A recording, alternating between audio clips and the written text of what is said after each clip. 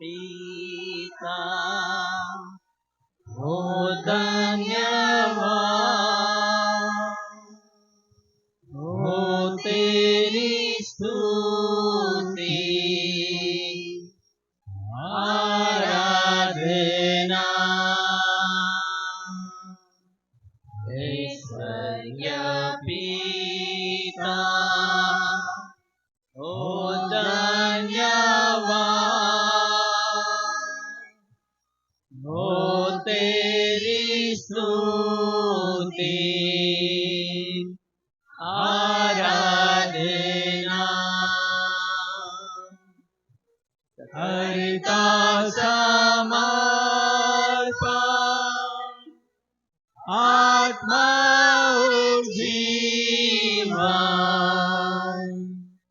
तेरी आराधना मैं तन मन करता समर्पण आत्मा जीवन तेरी आराधना मैं तन मन ત્રિક ઈશ્વર એટલે ઈશ્વર પિતા પુત્ર પવિત્ર આત્માના નામમાં જેને રાજકોટ પ્રભુ મંદિરમાં આજની આ પવિત્ર આશીર્વાદિત ભક્તિ સભામાં આપ સર્વનો આવકાર કરું છું. એ આશા અને વિશ્વાસ સાથે કે જે પ્રભુએ આપણને અહીં આવવાની તક આપી છે, એ પ્રભુ આપણી મધ્ય છે, તેના દ્વારા ચોક્કસ આજે આપણે આશીર્વાદિત થઈશું. હે ઈશ્વર, જેને તું પસંદ કરીને પાસ લાવે છે, જે તારા આંગણામાં વસે છે, તેને ધન્ય છે. અમે તારા ઘરની એટલે તારા મંદિરના પવિત્ર સ્થાનની ઉત્તમતાથી તૃપ્ત થઈશું. હે સૈન્યના યહોવા, તારા માંડવા કેવા રમણીય છે. મારો આત્મા યહોવાના આંગણાની અભિલાષા રાખે છે. હે પ્રાર્થનાના સાંભળનાર, તારી પાસે સર્વ લોકો આવશે. આમેન. પ્રાર્થનામાં નમીએ પ્રાર્થના કરીએ. પરમ પવિત્ર જીવંત કૃપાળુ ને રહેમદિલ પ્રભુ, ફરી એકવાર તમારી સ્તુતિ આરાધના કરતા તમારા પવિત્ર ભવનમાં, તમારા પવિત્ર ઘરમાં અમે અમારા પાપી મસ્તકો તમારી સમક્ષ નમાવીએ છીએ, તમને વંદન કરીએ છીએ, તમારી આરાધના કરીએ છીએ, કેમ કે પ્રભુ તમે એકલા જ એને યોગ્ય એવા પરમેશ્વર છો. પ્રભુજી, તમે જ અમને અહીં આવવાની તક આપી છે, ત્યારે અમારી પ્રાર્થના છે કે અમારું અહીં આવવું તમારા મહિમાને અર્થે તેમજ અમારા આત્મિક જીવનમાં ઉન્નતિને અર્થે આશીર્વાદિત થાય એવી કૃપા તમે થવા દો. અને માટે પ્રભુજી, તમારું ભજન કરવા આવ્યા છીએ ત્યારે અમારા વિચારોને વધસ્તંભમાં કેન્દ્રસ્થ કરો. તમારી આરાધના ખરા હૃદયથી કરીએ, આત્મા અને સત્યતાથી કરીએ, કે જેથી અમે તમારાથી આશીર્વાદિત થઈએ. એ માટે અમારી સહાય કરજો. આ પ્રિમાઇસિસને તેમજ અહીં આવનાર પ્રત્યેક વ્યક્તિને આજની સભાનો આનંદ અને આશીર્વાદ આપો. જેઓ કોઈ કારણોસર નથી આવી શક્યા તેઓને પણ હો પ્રભુ તમે તમારી કૃપાથી, તમારા આશીર્વાદોથી વેષ્ટિત કરજો. અમારી પ્રાર્થના પ્રભુ ઈસુ ખ્રિસ્તના નામમાં બાપ તમે સાંભળો અને સ્વીકારો. આમેન.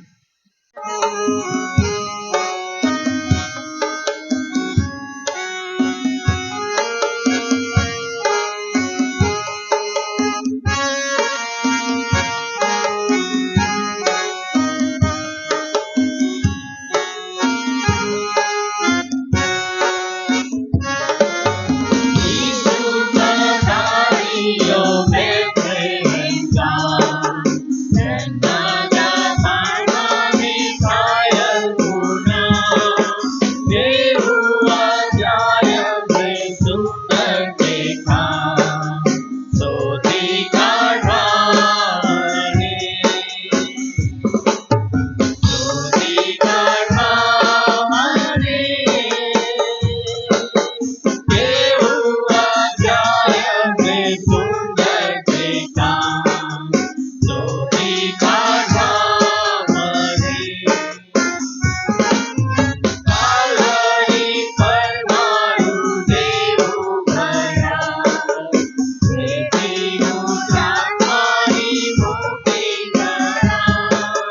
જેવું અજાયબથી રીતે મનાય.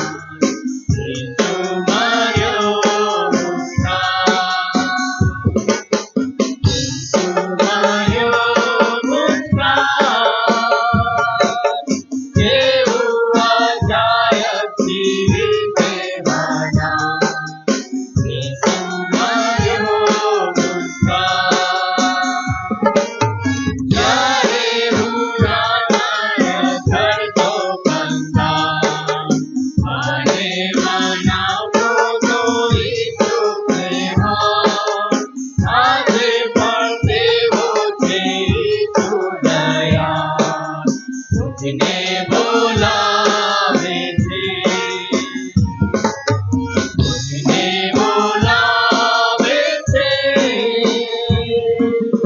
આજે પણ તેવો છે ઈસુ દયાળ. તુજને બોલાવે છે. સગનથી ભરી આવનાર છે ખાસ. કાઢતા વચનની વારે મીઠા. ઉતરતા જોઈ સેવી મારી આસ. આવશે લેવા મને. આવશે લેવા મને. ઉતરતા જોઈ સેવી મારી આસ. આવશે લેવા મને. પ્રત્યુત્તરિત વાચન પાઠ નંબર 33. સર્વ સત્તાધારી ઈશ્વર. યહોવાની આગળ નવું ગીત ગાઓ, કેમ કે તેણે આશ્ચર્યકારક કૃત્યો કર્યા છે. તેના જમણે હાથે તથા તેના પવિત્ર પૂજે પોતાને સારું વિજય મેળવ્યો છે. યહોવાએ પોતાનું તારણ જણાવ્યું છે. તેણે પોતાનું ન્યાયપણું વિદેશીઓની દ્રષ્ટિમાં પ્રગટ કર્યું છે. તેને પોતાની કૃપા તથા વિશ્વાસુપણું ઇસ્રાયેલના લોકોને માટે સંભાળ્યા છે. પૃથ્વીની સર્વ સીમાઓએ આપણા દેવનું તારણ જોયું છે. હે પૃથ્વીના સગળા લોકો, યહોવાની આગળ હર્ષનાદ કરો. ઉત્સાહથી હર્ષના ગીતો ગાઓ. હા, સ્તોત્ર ગાઓ. વીણા તથા ગાયન સહિત યહોવાના સ્તોત્ર ગાઓ. તુરાઈ તથા રણશિંગડાના અવાજથી યહોવા રાજાની આગળ હર્ષનાદ કરો. સમુદ્ર તથા તેનું સર્વસ્વ, જગત તથા તેના રહેવાસીઓ ગાજો. પ્રવાહો તાળી પાડો. પર્વતો યહોવાની સન્મુખ એકત્ર હર્ષનાદ કરો. એ પૃથ્વીનો ન્યાય કરવાને આવે છે. એ ન્યાયપણાને જગતનો અને યથાર્થથી લોકોનો ન્યાય કરશે. યહોવા રાજ કરે છે, લોકો કાંપો. એ કરુબીમ પર બિરાજે છે, પૃથ્વી ડગી જાઓ. યહોવા સિયોનમાં મોટો છે, તે સર્વ લોકો કરતાં ઊંચો છે. તેઓ તારા મહાન તથા ભયાવહ નામની સ્તુતિ કરો. તે પવિત્ર છે. ઈશ્વર પિતા, ઈશ્વર પુત્ર અને ઈશ્વર પવિત્ર આત્મા દેવને માન અને મહિમા હોજો. આમેન. આપણે બેસીએ. આવો આપણા મસ્તકો પ્રભુની આગળ નમાવતા પ્રાર્થનામાં જોડાઈશું. પ્રાર્થના કરીએ. દરેક સારા અને ઉત્તમ આશીર્વાદોના દેનાર એવા મારા પ્રેમાળ પિતા યહોવા બાપ, પ્રભુ ઈસુ ખ્રિસ્તમાં અને પવિત્ર આત્મા દ્વારા હો પ્રભુ, અમે તમારી સન્મુખ અમારા મસ્તકો નમાવીને આભાર સ્તુતિના અર્પણો ચડાવીએ છીએ. કેમ કે અમે જાણીએ છીએ પ્રભુજી, અમે માટીના બનેલા, અમારા જીવનમાં એક ક્ષણ પણ વધારાની અમે ઉમેરી શકીએ એવી કોઈ બાબત અમારી પાસે નથી. છતાં તમારી કૃપા, હા, તમારી કૃપા બહુ જ મોટી અને વિશાળ છે કે જેમાં તમે આજે અમને ફરી એકવાર જીવતાઓની ભૂમિના ગણ્યા. તમારી કૃપા બહુ જ મહાન છે પ્રભુજી, કે તમે અમને પ્રેમ કરો છો. અમે તે કોણ? અલ્પાયુષ્ય અમારું જીવન, ઘાસની જેમ આજે છીએ, કાલે ચીમડાઈ જઈશું.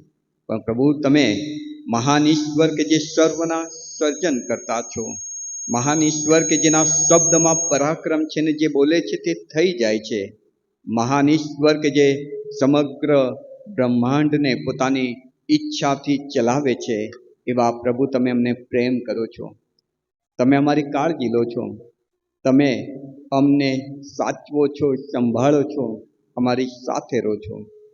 એવા પ્રભુ તમે અમારા પાલક છો, તમે અમારા પિતા છો, અમારા સાચા મિત્ર, અમારા ગુરુ અને શિક્ષક છો. પ્રભુ અમે તમારી સ્તુતિ કરીએ છીએ, તમારો આભાર માનીએ છીએ. આભાર માનવાના ઘણા બધા કારણો છે. સૌથી વિશેષ તો અમે અમારા ઉદ્ધાર કરતા અમારા તારણહાર પ્રભુ ઈસુ ખ્રિસ્તને માટે પિતા તમારો ખૂબ આભાર માનીએ છીએ. જો એ ન હોત તો આજે અમે ક્યાં હોત? મૂર્તિઓની પાછળ ભટકતા હોત. પણ પ્રભુ ઈસુ ખ્રિસ્તમાં તમે અમને શોધી કાઢ્યા. પ્રભુ ઈસુ ખ્રિસ્તમાં તમે અમને બચાવવા માટે પોતાનો પ્રાણ આપી દીધો. તમારા પવિત્ર વેવડાવેલા એ લોહીમાં અમારો ઉદ્ધાર છે, અમારું તારણ છે, અમારા પાપોની માફી છે અને પ્રભુજી અનંતકાલિક જીવન છે. એ સ્વર્ગનું આશીર્વાદિત તમારી સાથે રહેવાનું જીવન તમે અમને પ્રભુ ઈસુ ખ્રિસ્તમાં પૂરું પાડો છો. એ માટે અમે તમારો ખૂબ આભાર માનીએ છીએ. એ અમારા ઉદ્ધાર કરતા વિશે પ્રભુ મેં વધારે જાણી શકીએ તે માટે તમે તમારું અદ્ભુત પવિત્ર વચન આપ્યું છે. વચન બહુ જ અદ્ભુત પ્રભુજી, કે જે અમારી સાથે વાત કરે છે, અમને ચેતવે છે, એથી વિશેષ અમને ઉત્તેજન આપે છે, અમને સમજણ આપે છે, એથી વિશેષ અમને તમારા પ્રેમથી, તમારા સ્નેહથી સભાન કરે છે, અમને દોરવણી આપે છે, એથી વિશેષ અમને સાથ આપે છે, અમને તમારા માર્ગમાં ચાલવા માટેની તાકાત તે બને છે. હો પ્રભુ તમારો ખૂબ ખૂબ આભાર માનીએ છીએ. પ્રભુ આભાર માનીએ છીએ પ્રભુ પવિત્ર આત્મા દેવને માટે, કે જેના માટે પ્રભુ મેં તમારી સ્તુતિ કર્યા વગર રહી શકતા નથી. કેવો અદ્ભુત આશીર્વાદ પ્રભુજી, જે અમારી સાથે વ્યક્તિગત વાત કરે છે, અમને સમજે છે, અમને સ્વીકારે છે, અમે જેવા છીએ તેવા અમને સ્વીકારીને અમને પ્રેમ કરે છે અને અમને શુદ્ધ કરતા જઈને, અમને પવિત્ર કરતા જઈને, અમને શૈતાની તમામ બાબતોથી બચાવતા જઈને તમારી તરફ દોરી જાય છે. એવા પ્રભુ પવિત્ર આત્માદેવ, તમારી સ્તુતિ કરતા અમે તમારો ખૂબ આભાર માનીએ છીએ. એવો આભાર માનીએ છીએ મંડળીની વ્યવસ્થાને માટે. વિશ્વભરની સાર્વત્રિક મંડળીના સભ્ય તરીકે તમે અમને સ્વીકાર્યા છે. તમારા પર વિશ્વાસ કરનાર પ્રત્યેક વ્યક્તિ એ મંડળીના સભ્ય છે, કે જેને લેવા તમે આવનાર છો, જેને અત્યારે તમે તૈયાર કરી રહ્યા છો, જેને ઘડી રહ્યા છો, જેને પ્રભુજી તમે તમારી કન્યાનું ઉપનામ આપ્યું છે. ઓ પ્રભુ, અમે તમારો ખૂબ આભાર માનીએ છીએ. સાથે સીએનએ રાજકોટ મંડળીને માટે, પાસ્ટોરેટ કમિટીને માટે, ક્વાયરને માટે, સન્ડે સ્કૂલને માટે, સિનિયર સિટીઝનને માટે, યુથને માટે, મહિલા સંગતને માટે, પોલ ટીમ, પીતર ટીમ તેમજ મંડળીના પ્રત્યેક સભ્યને માટે, કુટુંબોને માટે અમે તમારો આભાર માનીએ છીએ. ડાયોસિસને માટે, અમારા માન્ય બિશપ સાહેબ, કાર્યવાહક સમિતિ તેમજ તમામ મંડળીઓને માટે, સિનડને માટે અમે તમારો આભાર માનીએ છીએ. આ સગળી વ્યવસ્થા, સગળા આશીર્વાદો તો તમે આપ્યા છે, કે જેથી અમે તમને જાણીએ, જેથી અમે તમારો પ્રેમ અનુભવીએ, જેથી અમે તમારામાં વૃદ્ધિ પામીએ. પણ ઘણી બધી વખત પ્રભુજી આ આશીર્વાદોમાં અમે અમારા મનની ઈચ્છાઓ પૂર્ણ કરીએ છીએ. ઘણી બધી વખત તમારા સ્વાર્થમાં પ્રભુજી અમે તમે આપેલા આશીર્વાદોનો દુરુપયોગ કરીએ છીએ. અમારા અહમને સંતોષવા, અમારી ઈચ્છાઓ પૂરી કરવા પ્રભુજી કાવા દાવા અને કુસમ અને પ્રભુજી એવી બાબતો કે જે તમને નથી ગમતી તે તરફ અમે જઈએ છીએ. પ્રભુ, તમે અમને પ્રેમ કરો છો અને માટે તમે અમને વાળો છો. તમે અમને પ્રેમ કરો છો માટે તમે અમને ચેતવો છો. તમે અમને પ્રેમ કરો છો માટે તમે અમને સભાન કરો છો. અને આજે એ જ સભાનતા સાથે અમે તમારી પાસે આવતા અમારા પાપોની કબૂલાત કરીએ છીએ. હા પ્રભુજી, અમારી કોઈ પણ એવી બાબતો કે જેનાથી તમને દુઃખ પહોંચ્યું હોય પ્રભુ, અમે એની કબૂલાત કરતા તમારી આગળ માફીની યાચના કરીએ છીએ. અમારા એવા કોઈ પણ કામ કે જેનાથી તમારી મંડળીને, હો પ્રભુજી, તમારા વ્યવસ્થાને અમે અવગણી છે, કે એ વ્યવસ્થાને ઠેસ પહોંચાડી છે પ્રભુ, અમે એના માટે ક્ષમા યાચીએ છીએ. પ્રભુ, અમારી પ્રાર્થના છે કે પ્રભુ તમે અમારા એ સગળા પાપો કે જે પ્રભુજી અમે જાણીએ છીએ, અને ઘણી બધી વખત અમે એ કરી દઈએ છીએ ને અમને ખબર પણ નથી હોતી, પણ પ્રભુ અમે એની કબૂલાત કરીએ છીએ. પ્રભુ અમને માફ કરો. અહીં ઉપસ્થિત પ્રત્યેક વ્યક્તિને માટે અમે બધા જ પ્રભુ તમારી આગળ નમ્યા છીએ, ત્યારે ખ્રિસ્તના લોહીમાં તમે અમને ફરી એકવાર શુદ્ધ કરો, પવિત્ર કરો. તમારું આગમન કદાચ આજે થાય તો પ્રભુ તમારા એ સાર્વત્રિક મંડળીના સભ્ય તરીકે અમારી ગણના થાય, એ માટે ખ્રિસ્તમાં તમે અમારા સગળા પાપોની માફી આપીને તમારા બાળકો તરીકે સ્વીકારો, જેથી આજની આરાધના પ્રભુ તમારી આગળ માન્ય અર્પણ બની જાય. અમારી પ્રાર્થના પ્રભુ ઈસુ ખ્રિસ્તના નામમાં બાપ તમે સાંભળો અને સ્વીકારો. આમેન. આમેન. આવો આપણા જીવતા દેવને માન અને મહિમા આપતા આપણે ફરી એકવાર એક ગીતમાં જોડાઈશું, ભજન સંગ્રહમાંથી ગીત નંબર 140, અને આ ગીત આપણે બેસીને ગાઈશું.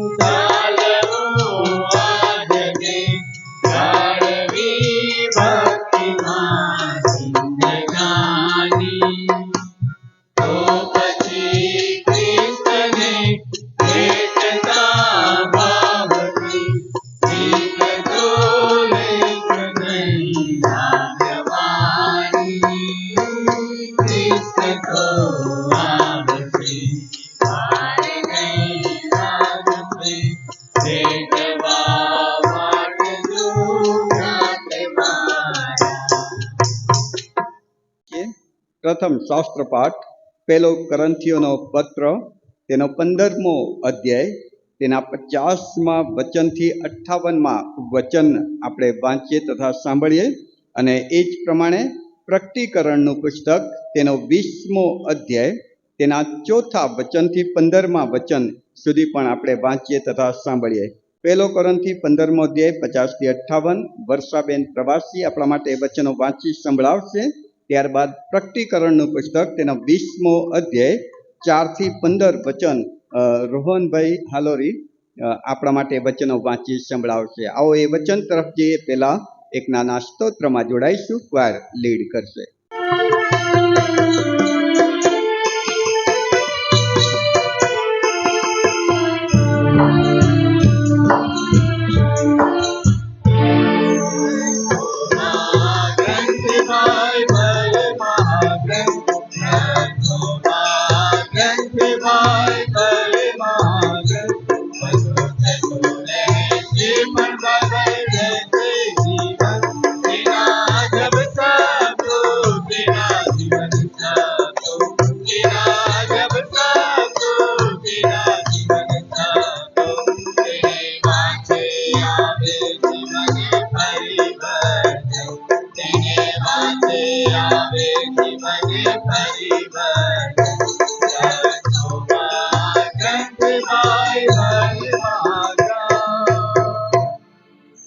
આવો આપણે પ્રભુના વચનો વાંચીએ તથા સાંભળીએ. પહેલું કોરંથી તે 15મો અધ્યાય 50થી અંત સુધી. મારા પાના નંબર 175. હવે ભાઈઓ, હું એ કહું છું કે માંસ તથા રક્ત દેવના રાજ્યનો વારસ પામી શકતા નથી, તેમજ વિનાશીપણું અવિનાશીપણાને વારસો પામનાર નથી. જો હું તમને એક સ્વસ્થ કહું છું, આપણે સર્વ ઊંઘીશું નહીં, પણ છેલ્લું રણશીંગડું વાગતા જ એક ક્ષણમાં 8ના પલકારામાં આપણે સર્વનું રૂપાંતર થઈ જશે.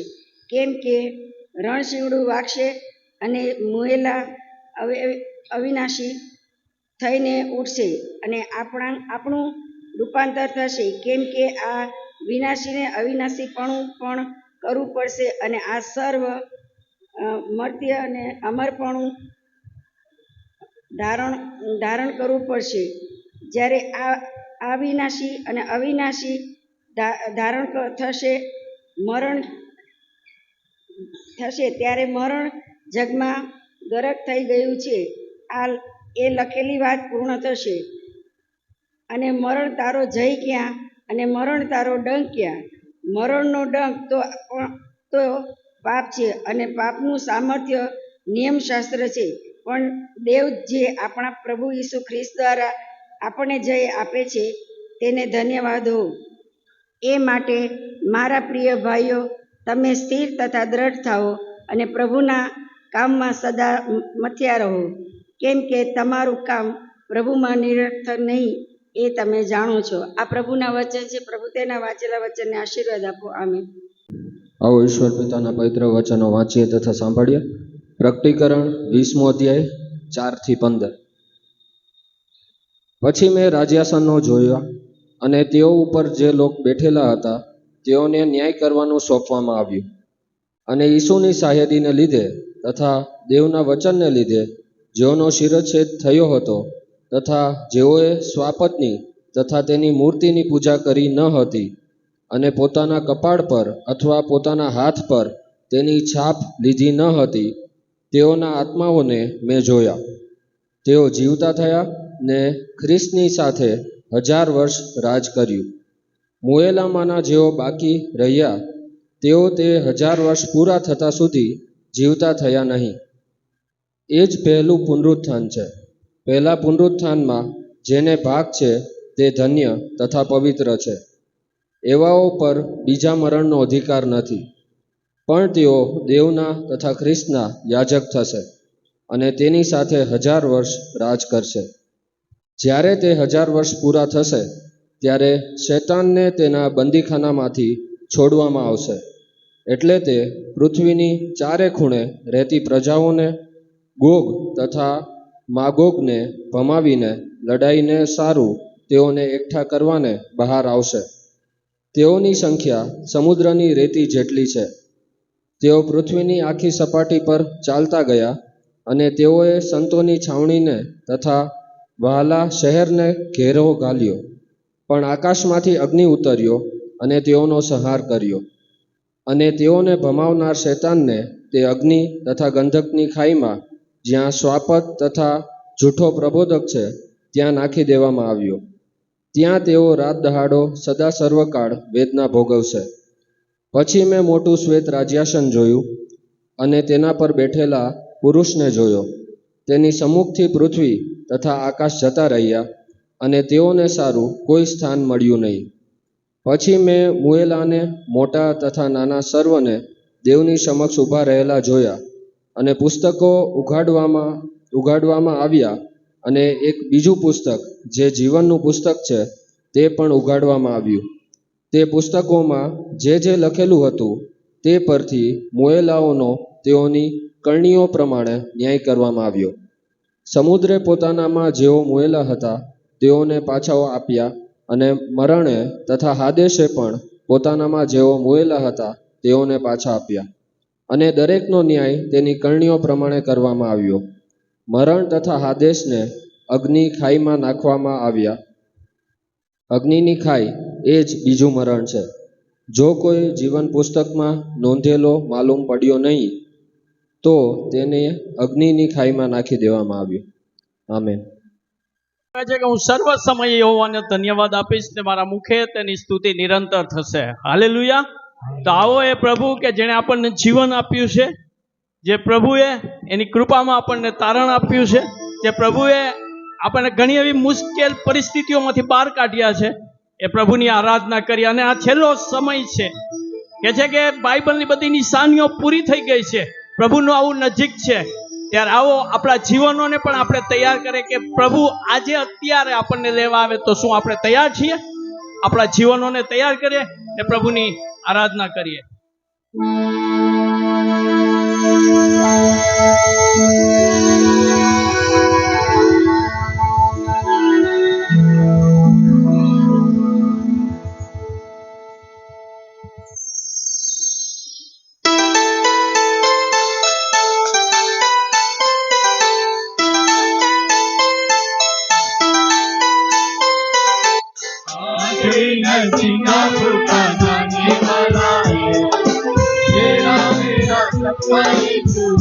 वाला है।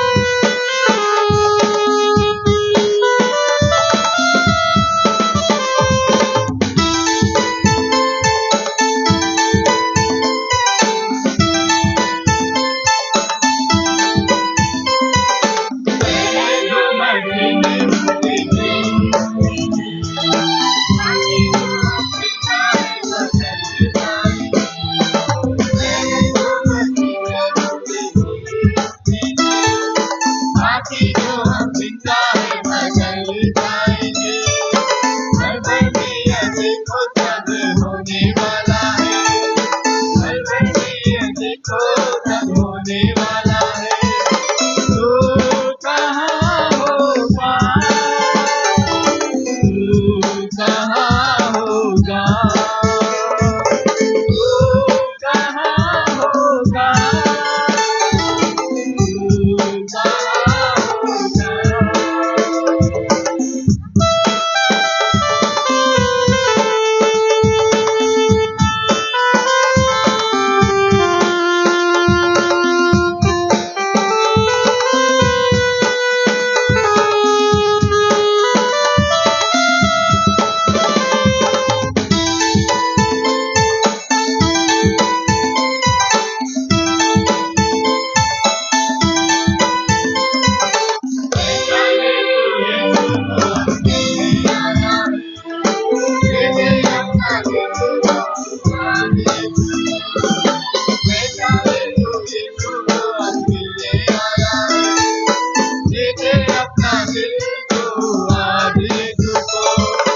समय बहुत ही कम है, यीशु आने वाला है। समय बहुत ही कम है, यीशु आने वाला है। तू कहाँ होगा, तू कहाँ होगा, तू कहाँ होगा, तू कहाँ होगा। आगे नदी का भूखा जाने वाला है। तेरा मेरा सबका यीशु आने वाला है। आगे नदी का भूखा जाने वाला है। तेरा मेरा सबका यीशु आने वाला है। तू कहाँ होगा, तू कहाँ होगा,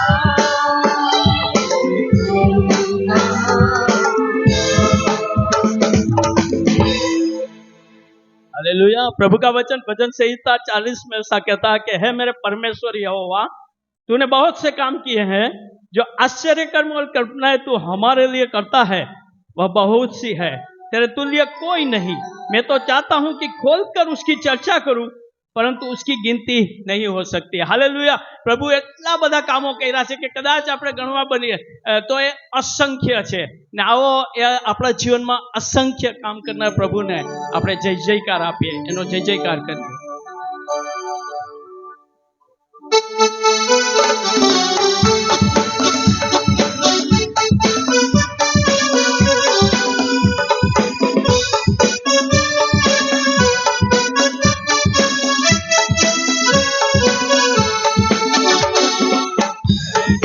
प्रभु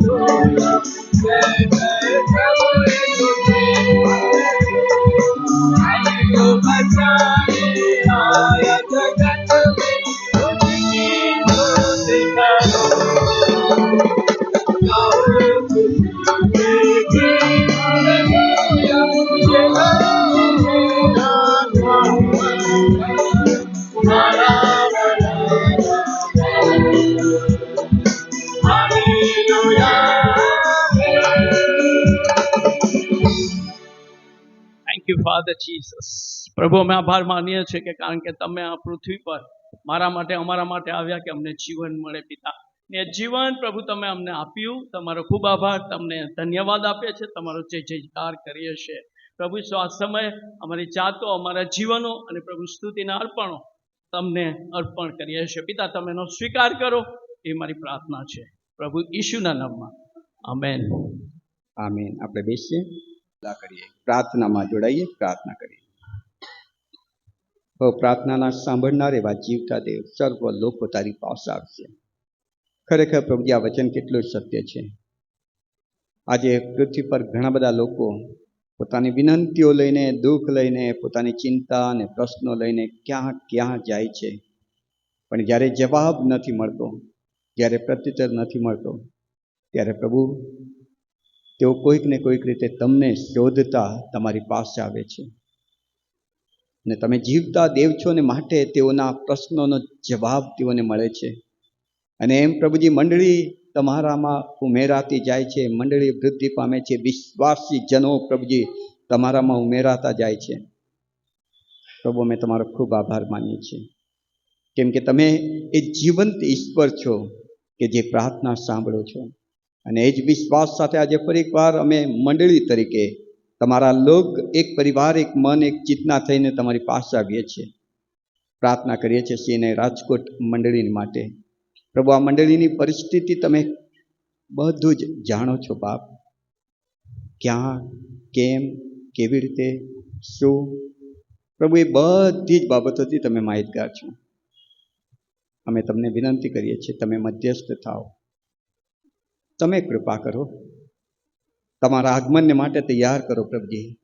જ્યાં જ્યાં અમારી ભૂલો છે એ અમે સુધારી શકીએ, જ્યાં અમે ખોટા છીએ ત્યાં અમે પોતાને ખ્રિસ્તના લોહીમાં શુદ્ધ કરી શકીએ. અને તમારા મંડળીના એક અંગ તરીકે, તમારી મંડળીના ઉત્કર્ષને માટે, તમારી મંડળીના વૃદ્ધિને માટે, તમારા મંડળીના વિકાસને માટે પ્રભુ અમે અમારું જીવન વાપરીએ તેવી કૃપા આપો. ક્યાંય કોઈ પણ રીતે તમારી મંડળીના વૃદ્ધિમાં અટકાવરૂપ અમે ન બનીએ તે માટે પ્રભુ તમે અમને પવિત્ર આત્માના સહાયથી, એના અવાજથી સ્પર્શ કરો.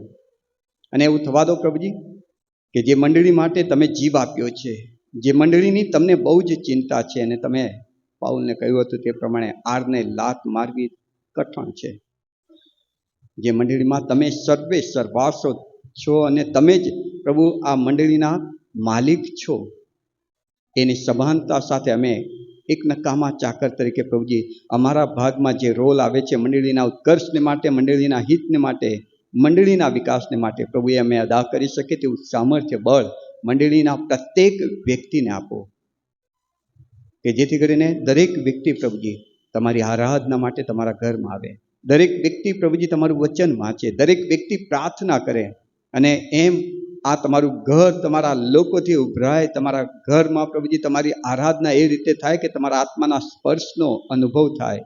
અને એમ પ્રભુજી અમે બધા જ તમારા આગમનને માટે તૈયાર થઈએ એવી કૃપા આપો. મંડળીના વૃદ્ધિને માટે જે આશીર્વાદો તમે આપ્યા છે, પાસ્ટોરેટ કમિટીને માટે, ક્વાયરને માટે, સિનિયર સિટીઝનને માટે, સન્ડે સ્કૂલને માટે, યુથને માટે, મહિલા સંગતને માટે, તેમજ પોલ ટીમ, પિતર ટીમ અને અન્ય જે કંઈ સેવાઓ છે બધાને માટે પ્રભુ અમે તમારો આભાર માનીએ છીએ. પ્રભુ અમારી પ્રાર્થના છે આ બધામાં તમે અમને જ્યાં જે પણ સેવા સોંપી છે નમ્રતાપૂર્વક અમે એ સેવા કરીએ એવી કૃપા આપો. કેમ કે પ્રભુજી તમે એક દિવસે હિસાબ લેશો ત્યારે પ્રભુ તમે આપેલા તાલંતો તમારા મહિમા માટે અમે વાપરીએ એવી કૃપા તમે આપજો. આ બધી જ સેવાઓ દ્વારા તમે મહિમા પામો એવી પણ અમારી પ્રાર્થના છે. વિશેષ કરીને પ્રભુ અમારી મંડળીમાં જે વાલાઓ બીમાર છે તેઓને માટે પ્રાર્થના કરીએ છીએ. ખાસ કરીને સુરેન્દ્રભાઈને માટે, કોલરનભાઈને માટે, ચાર્લ્સભાઈને માટે, ઇમાન્યુએલભાઈ વાઘેલાને માટે, આર્થરભાઈ ચંદાણીને માટે, સાગરભાઈ ચૌહાણને માટે, દીપકભાઈ બાબીસીને માટે, અબિગાયલબેન હાલોરીને માટે, તેમજ અબિગાયલબેન ગોહિલને માટે, કમળાબેન ચંદાણીને માટે, નેન્સીબેન ચંદાણીને માટે, એમ્યુઅલ જોન્સન તેમજ કમલેશભાઈ ગોહિલ, સુમનબેન ખેડિયા, વિજયાબેન ચંદાણી, પોલબેન પરમાર, રિમોન સુશીલ પાંડવ, પ્રભુજી એ સર્વને અમે તમારી પાસે લાવી છે. એ સિવાય પણ કોઈ વ્યક્તિ બીમાર છે પ્રભુ તમે આજે તમારા પવિત્ર વિંધાયેલા નિરોગી કરતા હાથના સ્પર્શ દ્વારા તેઓને સાજાપણ આપો, તેઓને સામર્થ્ય તમે બનો પ્રભુજી, એમનું બળ તમે બનો, અને દૈહિક અને આત્મિક બંને રીતે તેઓ તંદુરસ્તી ભર્યું જીવન જીવે તે અમારી પ્રાર્થના અને વિનંતી છે. ખાસ કરીને રિમોનને માટે મારી પ્રાર્થના છે પ્રભુજી, રિમોન પાંડવને તમે તમારા સ્પર્શનો અનુભવ આપો, ઈસુનું લોહી એના શરીરમાં દોડતું થાય અને એક નવું જીવન તેને પ્રાપ્ત થાય એવી કૃપા તમે થવા દો પ્રભુ. સાથે પ્રભુજી અમારા મંડળીમાં જે કપિલભાઈ ચંદાણીનો પરિવાર દુઃખી છે તેઓના માટે અમે પ્રાર્થના કરીએ છીએ. મરણના કારણે પ્રભુજી પરિવારમાં જે દુઃખ અને શોકની લાગણી વ્યાપી છે તમે તેઓનો દિલાસો બનો, તમે તેઓની હિંમત બનો, તમારી શાંતિ તેઓના હૃદયમાં સ્થાપો અને પુનરુત્થાનની પ્રભાતે ફરી મળીશું એ આશામાં તમે તેઓને વિશ્વાસમાં દ્રઢ કરો. અને એમ પ્રભુજી તેઓ તમારા હાજરીથી, તમારી કૃપાથી દિલાસિત થાય તે અમારી પ્રાર્થના વિનંતી છે. વિશેષ કરીને અમારા ડાયોસિસને માટે, અમારા માન્ય બિશપ સાહેબને માટે, કાર્યવાહક સમિતિને માટે, તમામ ધર્મ સેવકોને, સીએનઆઈ ગુજરાત ડાયોસિસની તમામ મંડળીઓને માટે, સિનડને માટે, અમારા મોડરેટર સાહેબને માટે પ્રભુ અમે પ્રાર્થના કરીએ છીએ. પ્રભુ, જ્યાં જે પણ વ્યક્તિઓને તમે જ્યાં મૂક્યા છે તેમને તમારું જ્ઞાન આપજો, તમારું ડાપણ આપજો, નિર્ણય લેવા માટે તમારી સહાય આપજો. પવિત્ર આત્માદેવ, તમે તેઓને તમારી ઈચ્છા અને યોજના અનુસાર ચલાવો, કે જેથી કરીને પ્રભુજી એ તમામ વ્યવસ્થા કે જે તમારી છે તેમાં તમે માન પામતા જઈને અને તમને તમારા આગમનને માટે તૈયાર થઈ શકે. પ્રભુજી, અમારા ગુજરાત રાજ્ય ભારત દેશને પણ અમે તમારી પાસે લાવીએ છીએ. પ્રભુજી, અમારા રાજ્ય અને દેશને તમારો આશીર્વાદ આપો. ઘણા બધા નોકરી વગરના છે, તેઓને સારી જોબ પ્રાપ્ત થાય, તેઓના આવકના સાધનો તેઓને પ્રાપ્ત થાય તેવી કૃપા થવા દો. ખેતી માટે જોઈતો વરસાદ, આગલો અને પાછલો વરસાદ તમે મોકલી આપજો. જે બાળકો અભ્યાસ કરે છે તેઓને જ્ઞાનવાળું મન આપો, સારી પ્રગતિ આપો, અને એમનું ફ્યુચર જે તમારા હાથમાં છે ઉજ્જવળ છે એ વિશ્વાસ સાથે અમે તેઓને તમારા પવિત્ર હાથમાં સોંપીએ છીએ. જેઓ પ્રભુજી બોર્ડર પર રહીને અમારા દેશની રક્ષા કરે છે, એ સૈનિકોની હિંમત તમે બનજો, એમનું રક્ષણ તમે કરજો, એમની જરૂરિયાતો તમે પૂરી કરજો, અને એમ અમારો દેશ પ્રભુજી તમારામાં સુરક્ષિત રહે, શાંતિ અને વિકાસના પંથે આગળ વધે તેવી કૃપા અમે માંગીએ છીએ. એથી વિશેષ અમારી હૃદયની પ્રાર્થના છે કે અમારા દેશ અને આખા વિશ્વના દરેક ઘૂંટણ તમારી આગળ નમે, દરેક જીવ તમને કબૂલ કરે, એ માટે સુવાર્તા પ્રચારની તમામ સેવાઓને તમે આશીર્વાદિત કરો. પ્રભુજી, ખાસ કરીને ગુજરાત ડાયસિસ દ્વારા જે સેવાઓ થઈ રહી છે, જીવન દ્વાર, જીવન આનંદ, કાઉન્સેલિંગ સેન્ટર, ITC લુસડિયા, તેમજ Stephen school, college, Gujarat Christian service સોસાયટીની જે શાળાઓ અને આશ્રમો ચાલે છે, તેમજ ટ્રાક સોસાયટી, બાઇબલ સોસાયટી, એ સર્વ બાબતોને પ્રભુ મેં તમારી પાસે લાવીએ છીએ. તમામ સેવાઓ દ્વારા પ્રભુ તમે તમારા નામનો મહિમા કરો. તમે દરેક એવા લોકો સુધી પહોંચો કે જ્યાં પ્રભુજી તમે પહોંચવા માટે એ સંસ્થાનું સ્થાપન કર્યું છે, અને એમ ઘણા બધા આત્માઓ તમારામાં ઉમેરાય એવી કૃપા મેં માંગીએ છીએ. ઇઝરાયલ ઈરાનના યુદ્ધને માટે પ્રભુ મેં તમારી મધ્યસ્થતા માંગીએ છીએ. હા પ્રભુજી, મિડલ ઇસ્ટમાં શાંતિનું વાતાવરણ સર્જાય તેવી કૃપા તમે થવા દો. અમે જાણીએ છીએ કે તમારા વચનો પરિપૂર્ણ થઈ રહ્યા છે. તમારા વચન પ્રમાણે વિશ્વ એનો તખતો ગોઠવાઈ રહ્યો છે. તમારા આગમનને માટે વિશ્વ તૈયાર થઈ રહ્યું છે. ત્યારે મારી એ જ પ્રાર્થના છે પ્રભુજી, લોકો આ બાબતને જોઈને તમને જોઈ શકે, તમને અનુભવી શકે, તમારી આગળ ઘૂંટણ નમાવીને તમને રાજા, પ્રભુ, દેવ, તારણહાર તરીકે સ્વીકારી શકે એવી કૃપા તમે થવા દો. બંને દેશના આગેવાનોને શાંતિનું મન આપો. બંને દેશના આગેવાનોને પ્રભુજી તમે એક કૃપા આપો કે તેઓ યુદ્ધ તરફ નહીં પણ શાંતિ તરફ આગળ વધી શકે. ફરી એકવાર અમે બધા જ તમારા પવિત્ર હાથમાં સોંપાઈ જઈએ છીએ. તમે અમારી પ્રાર્થનાઓ સાંભળો છો એ માટે તમારો ખૂબ આભાર માનીએ છીએ. વિશ્વાસ સાથે આજે જે કંઈ માંગ્યું ઈસુ અમારા પ્રભુ, અમારા મધ્યસ્થના નામમાં માંગીએ છીએ. માટે બાપ તમે સાંભળો અને સ્વીકારો. Amen, amen. આવો આ સમયે આપણે ક્વાયર તરફથી એક ખાસ સ્પેશિયલ ગીત સાંભળીશું ને ત્યારબાદ પ્રભુના વચન તરફ જઈશું.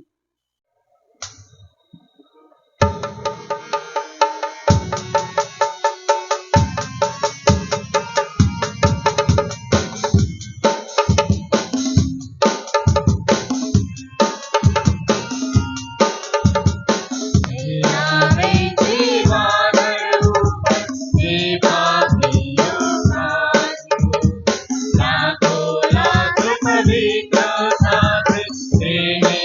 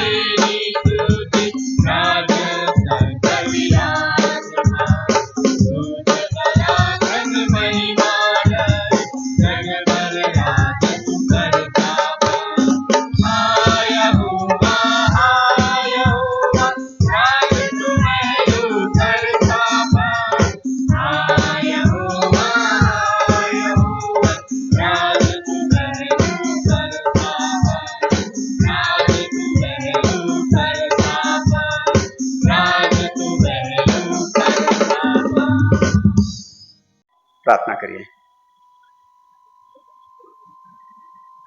પવિત્ર પ્રભુ કૃપાળુ દેવ, અમે તમારો આભાર માનીએ છીએ તમારી પવિત્ર અદ્રશ્ય હાજરી માટે. તમે તમારા વચનથી અમારી સાથે વાત ને વ્યવહાર કરો છો, ત્યારે એ વિશ્વાસ સાથે પ્રભુ અમે અમારી જાતને તમારી પાસે લાવીએ છીએ. તમે બોલો, અમે સાંભળીએ. ઈશ્વરના નામમાં આમેન. આપણી આસપાસ જે ઘટનાઓ હમણાં બની રહી છે, તમે બધા જ ન્યૂઝ વાંચતા હશો તો તમને ખ્યાલ હશે. એ જે બનાવો બની રહ્યા છે, એ જે ઘટનાઓ બની રહી છે, વાલાઓ, કોઈક આપણને કંઈક સંદેશ પહોંચાડવા માંગે છે. જો જરાક ધ્યાનથી એમાં અવાજ સાંભળવાનો પ્રયત્ન કરશો તો કોઈક કંઈક કહી રહ્યું છે. હું જ્યારે ઇઝરાયલ ઈરાનના યુદ્ધના ન્યૂઝ જોઈ રહ્યો હતો, ત્યારે એ સમાચાર આપનાર ભાઈ કરતા એનો અવાજ જાણે કે હું સાંભળી જ નહોતો રહ્યો, બસ ખાલી જોઈ રહ્યો હતો. અને એ જે દ્રશ્ય હું જોતો હતો ટીવીમાં, એનાથી મારી સાથે જાણે કે કોઈક વાત કરી રહ્યા હતા. શું આવું થશે એવું મેં અગાઉ કહ્યું નથી? પ્રભુમાં વહાલાઓ, હમણાં ગયા અઠવાડિયે રાજકોટમાં જે વીજળી પડી, ભયંકર કડાકા ભડાકા, જબરજસ્ત. મેં તો પહેલી વાર એ અનુભવ કર્યો, આવા ભયંકર અવાજો. વાલાઓ, ગ્લોબલ ક્લાઇમેટ ચેન્જ, લડાઈઓની અફવાઓ, વર્લ્ડ ઇકોનોમીની અસ્થિરતા, સ્વાર્થની વધતી જતી અસરો, ધર્મ ત્યાગ, ઘણા ખરાનો ખ્રિસ્ત પરનો પ્રેમનું ઠંડુ થવું, આ બધું કંઈક કહી રહ્યું છે આપણને. એ દ્વારા કોઈક આપણી સાથે વાત કરવા માંગે છે. પણ કેટલાક લોકો એવું માને છે કે ના ના, આ તો બધું થાય છે, અગાઉ થયું હતું એ જ થઈ રહ્યું છે. પૃથ્વીના ઉત્પત્તિથી જે થતું હતું એ જ પાછું થાય છે. સભા શિક્ષક 1:9 સભા શિક્ષક કહે છે કે અગાઉ જે થયું હતું એ જ થાય છે, કશું નવું નથી થતું. ઘણા એવું માને છે. પણ વાલાઓ, જો તમે બાઇબલમાં માનો છો ને બાઇબલના ઈશ્વરને સમજો છો તો બાઇબલ બહુ સ્પષ્ટ છે કે ઈશ્વરે પોતાના શબ્દથી પૃથ્વીની રચના કરી. ત્યારબાદ માનવને એદનવાડીમાં મૂકવું, ત્યાં પાપનો પ્રવેશ, માનવ એદનવાડીમાંથી બહાર આવે છે, વસ્તી વધે છે, નૂહનું વહાણ આવે છે, જળ પ્રલયની વાત આવે છે. ત્યારબાદ ઇબ્રાહિમ દ્વારા ઇઝરાયલની પસંદગી, 12 કુળ, મિસરમાં જવું, મિસરમાંથી એમને મૂસા દ્વારા છોડાવીને ઈશ્વર આગળ લઈ જાય છે. ન્યાયાધીશો, રાજાઓ, એ બધાની ભેટ પ્રભુ તેઓને આપે છે. પ્રબોધકો આવીને એમને કહે છે કે ભાઈ, જે કંઈ થઈ રહ્યું છે એ એક લીટીમાં એક પછી એક ઈશ્વરે ગોઠવેલી વ્યવસ્થા પ્રમાણે થઈ રહ્યું છે. જોજો, જે થઈ ગયું છે એ જ પાછું નથી થઈ રહ્યું. દરેક બાબત અલગ અલગ ક્રમ અનુસાર 1 પછી 2, 2 પછી 3, 3 પછી 4, 4 પછી 5 એ રીતે થઈ રહી છે. અને માટે પ્રબોધકોએ પ્રબોધ કર્યો કે હવે મસીહ આવશે, એમની પ્રબોધ વાણી અનુસાર દુનિયાના ઇતિહાસમાં પ્રભુ ઈસુ ખ્રિસ્તની એન્ટ્રી થાય છે. ખ્રિસ્ત જન્મ્યા, ખ્રિસ્ત જીવ્યા, ખ્રિસ્ત વધસ્તંભ પર મૃત્યુ પામ્યા, ખ્રિસ્ત દટાયા, ખ્રિસ્ત પાછા ઉઠ્યા, ખ્રિસ્ત સર્વને દેખતા આકાશમાં ઉચકાઈ ગયા. એક પછી એક બનતી ઘટનાઓ છે. જે થઈ ગયું છે એ જ પાછું નથી થઈ રહ્યું. ખ્રિસ્તે જતા જતા કહ્યું કે હું પવિત્ર આત્મા મોકલી આપીશ, અને 50મા દિવસે એ ઈસુના વચન પ્રમાણે પવિત્ર આત્માનું આગમન, મંડળીની સ્થાપના. મંડળીની સ્થાપનાના દિવસથી મંડળીમાં વ્યક્તિઓનું ઉમેરાવું, વિશ્વાસી જનોની એમાં એન્ટ્રી થવી, અને દિવસે દિવસે ઈશ્વરના લોકો વધતા વધતા વધતા જઈ રહ્યા છે. આમાં ક્યાંક કોઈ બાબત રિપીટ થઈ છે? 1, 2, 3, 4, 5, 6, 7, 8. ફરી 1 નથી આવ્યું, ફરી 2 નથી આવ્યું, ફરી 3 નથી આવ્યું. કશું રિપીટ નથી થઈ રહ્યું. બધી જ બાબતો એક પછી એક બની રહી છે. અને અત્યારે મંડળીનો યુગ ચાલે છે, કૃપાનો યુગ ચાલે છે, કૃપાનો સમય કહેવાય છે. બાઇબલમાં બતાવ્યા પ્રમાણે હું તમને આ ગણતરી કરી રહ્યો છું.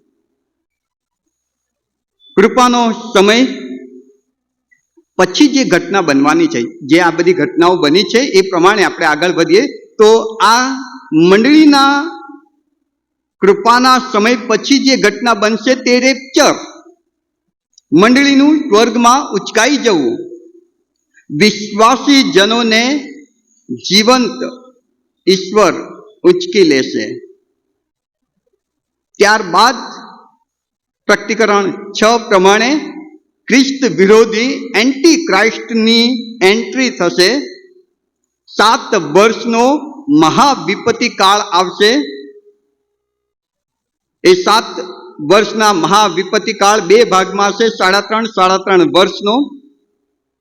અને એ 7 વર્ષના અંતમાં ખ્રિસ્ત ઈસુનું પાછું આવવું, ખ્રિસ્તનું બીજું આગમન જેને કહેવાય તે થશે.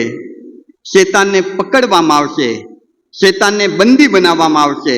1000 વર્ષનું પ્રભુ ઈસુ ખ્રિસ્તનું આ પૃથ્વી પર રાજ આવશે. ત્યારબાદ શેતાનને છોડવામાં આવશે.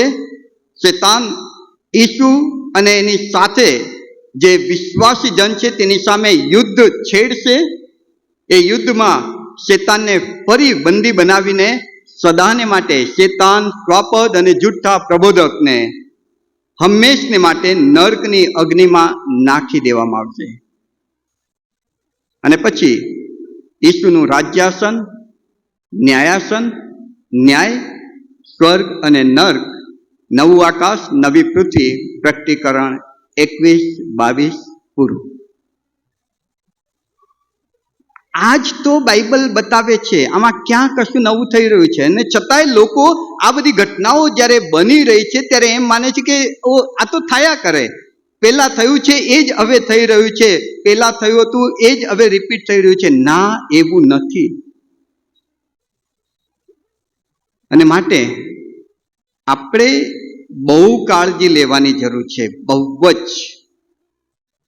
કૃપાના સમયમાં છીએ, મંડળીના યુગમાં છીએ, અને હવે જે ઘટના બનવાની છે એ રેપ્ચર, મંડળીનું સ્વર્ગમાં ઉચકાઈ જવું.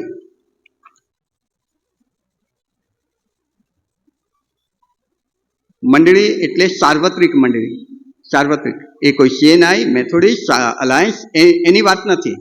સાર્વત્રિક મંડળીને પ્રભુ સ્વર્ગમાં ઉચકી લેશે. સાર્વત્રિક મંડળીના સભ્યો કોણ ખબર છે? જેનું બાપ્તિસ્મા થયું છે, જેણે પ્રભુ ભોજન લીધું છે, જે મંડળીની જુદી જુદી સેવામાં જોડાયેલા છે, જે દાન આપે છે, જે બાઇબલ વાંચે છે, જે પ્રાર્થના કરે છે, જે પાસ્ટોરેટ કમિટીમાં છે, એ લોકો સાર્વત્રિક મંડળીના સભ્ય છે? ના. સાર્વત્રિક મંડળીના સભ્યો આ બધું કરે છે, કરવું જ જોઈએ, કેમ કે પ્રભુનો હુકમ છે. સાર્વત્રિક મંડળીના સભ્યો આ બધી જ બાબતો કરે છે. લોકો બાઇબલ વાંચે છે, પ્રાર્થના કરે છે, બાપ્તિસ્મા લે છે, પ્રભુ ભોજન લે છે, કમિટીઓમાં સેવાઓ આપે છે, એ બધું કરવું જોઈએ અને કરે છે.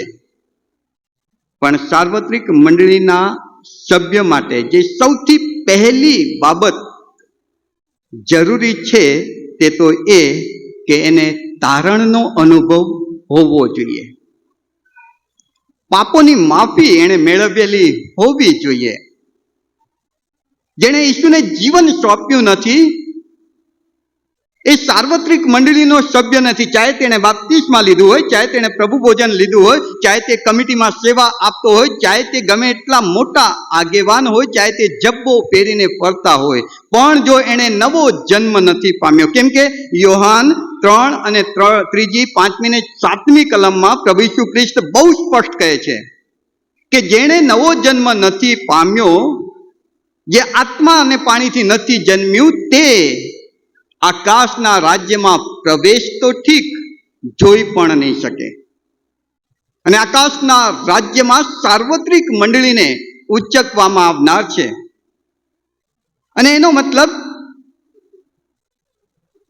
કે જો મેં પ્રભુનો સ્વીકાર નથી કર્યો, જો મેં પ્રભુમાં મારું જીવન અર્પણ નથી કર્યું, જો મેં મારા પાપોની માફી નથી મેળવી, જો મેં તારણનો અનુભવ નથી કર્યો, તો હજુ પણ હું સાર્વત્રિક મંડળીનો સભ્ય નથી. અને જો હું સભ્ય નથી તો રેપ્ચર જે થવાનું છે, મંડળીનું ઉચકાઈ જવું જે થવાનું છે, એમાં કદાચ હું પડતો મુકાવું. કેમ કે હવે પછી જે ઘટના બનવાની છે, પહેલી ઘટના તે આ જ છે, રેપ્ચર. મંડળીનું ઉચકાઈ જવું. હવે જળ પ્રલય નહીં આવે,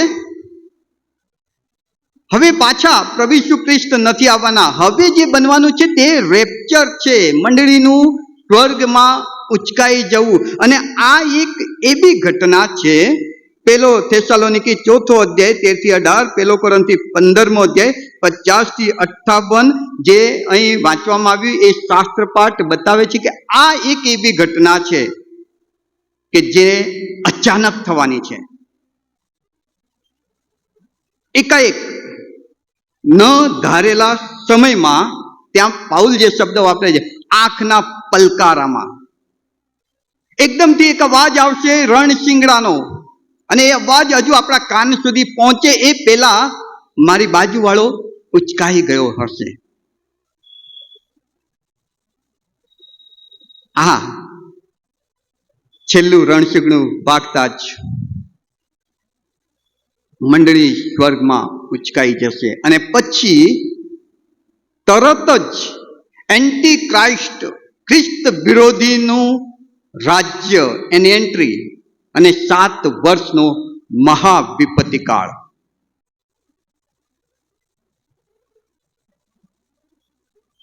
પ્રભુમાં પ્રિયવાલાઓ, આ બહુ જ અગત્યની એવી બાબત કે જેનાથી ઘણી બધી વખત આપણે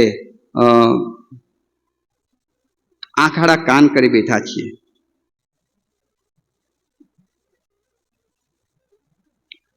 આપણને ખબર હોવું જોઈએ કે આના પછી શું થવાનું છે, તો એના માટે આપણે તૈયાર થવું પડે. ભૂલમાં રહેશું, અહીં જ રહીશું.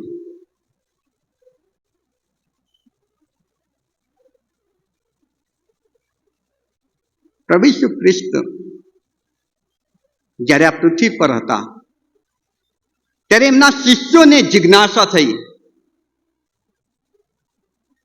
પ્રભુ આ બધું ક્યારે થશે? તમે જે કહી રહ્યા છો કે ઇતિહાસ એક પછી એક પાના ફેરવતા જાય છે, તે પ્રમાણે ઇતિહાસ આગળ વધતો જાય છે, કશું ફરી રિપીટ નથી થતું. તમારા ગોઠવેલા તખ્તા પ્રમાણે દુનિયા ગોઠવાતી જાય છે. દુનિયા એક પછી એક પ્રકરણ આગળ વધતું જાય છે. અને પ્રભુએ કહ્યું કે આના પછી જે થવાનું છે બહુ ભયંકર મહાવિપત્તિ કાળની વાત પ્રભુ કરે છે પોતાના શિષ્યોને. અને શિષ્યો ગભરાઈને કહે છે, પ્રભુ આ ક્યારે થશે? માથીની સુવાર્તાના 24મા અધ્યાયમાં જો તમે આવો તો ત્યાં માથી સુવાર્તા 24મો અધ્યાય 3જી કલમમાં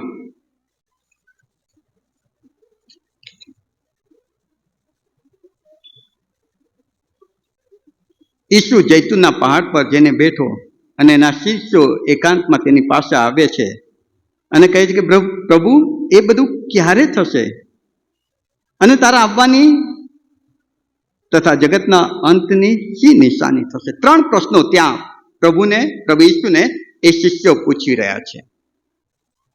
પહેલો પ્રશ્ન, પ્રભુ મંડળીનું સ્વર્ગમાં ઉચકાઈ જવું ક્યારે થશે?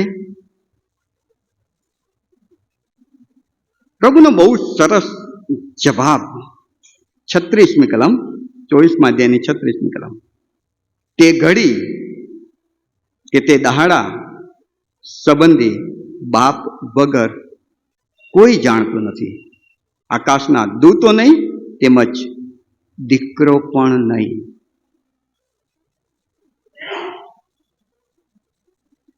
નહીં કીધું પ્રભુએ ક્યારે થશે.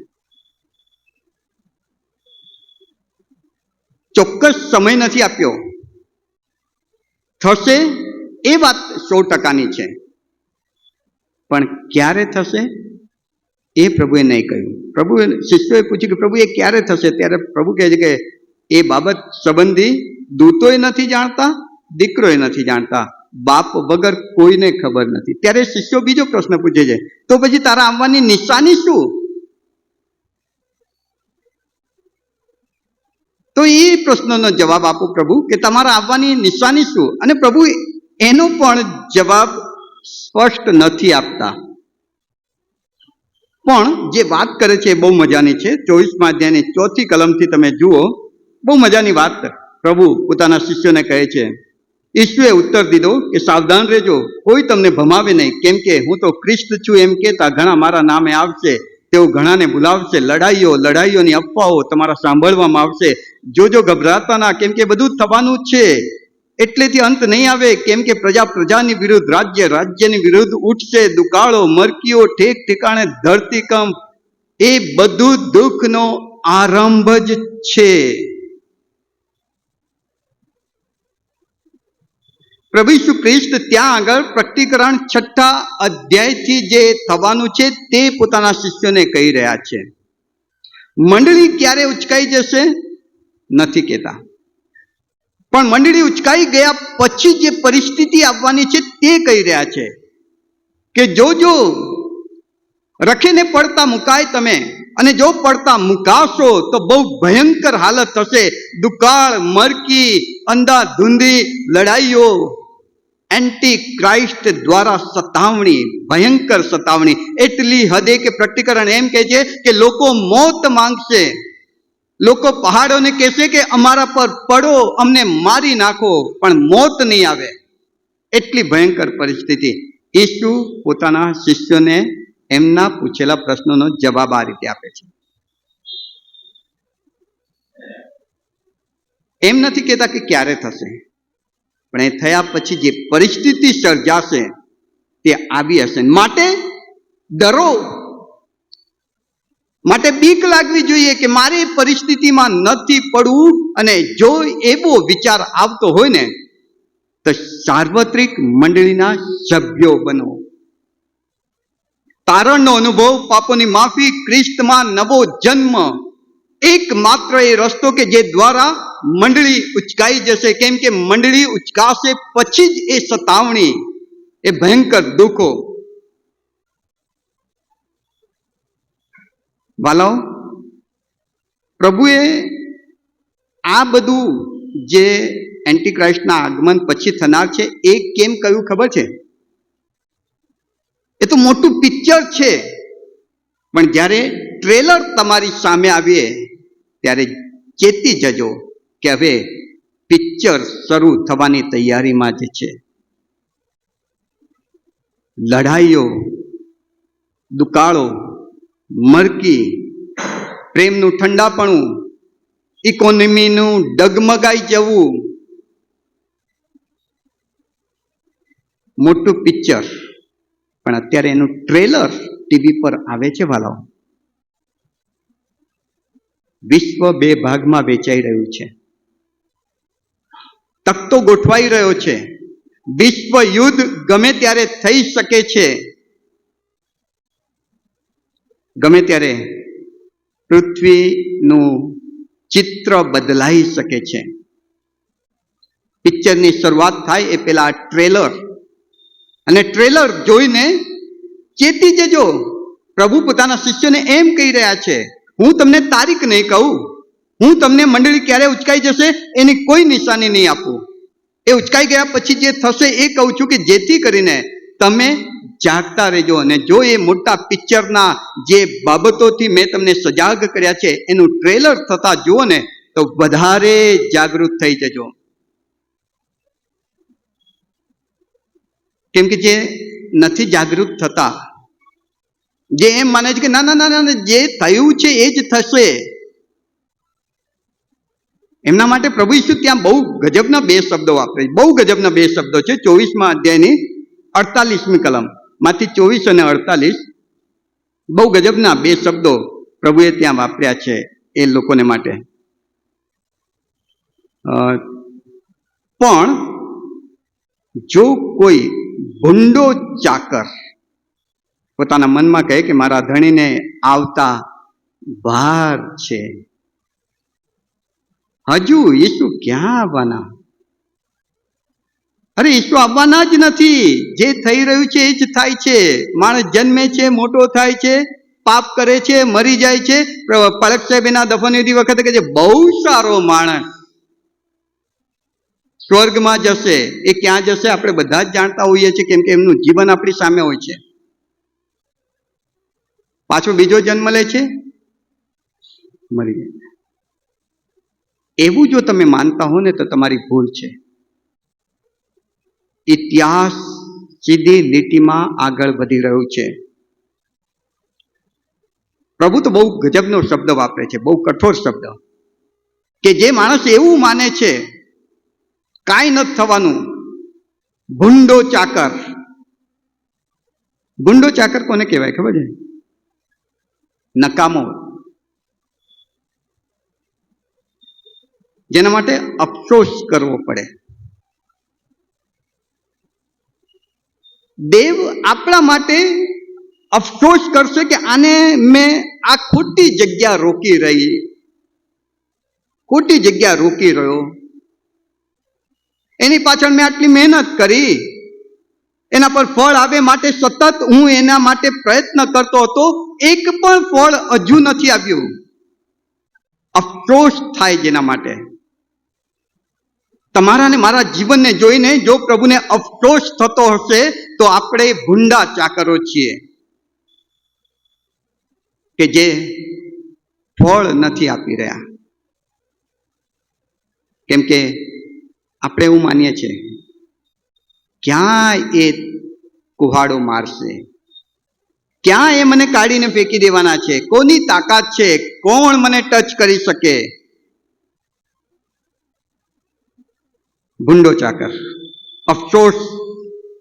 એની તાકાત, એની શક્તિ, એને આપેલા તાલંત ખોટી જગ્યાએ વાપરી રહ્યો છે. પ્રભુએ એને જે કંઈ આપ્યું છે એનો ઉપયોગ કરીને એ પ્રભુની મંડળીને એટલું ગજબનો આશીર્વાદિત બની શકે છે. પણ જો એ જગ્યા રોકીને બેઠા છે, મંડળીના ઈશ્વરને ફળ નથી મળતા. ભૂંડો ચાકર, નકામો ચાકર, અફસોસ. બીજો જે શબ્દ વાપર્યો છે પ્રભુએ બહુ ગજબનો, 24મા અધ્યાયની 51મી કલમમાં. માફ કરજો ખોટું લાગે તો, પણ આ તો બાઇબલ કહે છે. 51મી કલમમાં પ્રભુ કહે છે કે એને કાપી નાખશે, એનો ભાગ ઢોંગીઓની સાથે. ઢોંગી શબ્દ કોના માટે વપરાય તમને ખબર છે? નાટકબાજ બાઇબલ લઈને ફરે અને ઢોંગ, અંદર કંઈક જુદું, બહાર કંઈક જુદું બતાવે. ઢોંગ, છેતરપિંડી. અરે કોને છેતરો છો? કોની સામે નાટક કરી રહ્યા છો? જે હૃદયના વિચારને વેગળેથી પારખી લે છે એવા ઈશ્વરની સામે. પ્રભુ કહે છે કે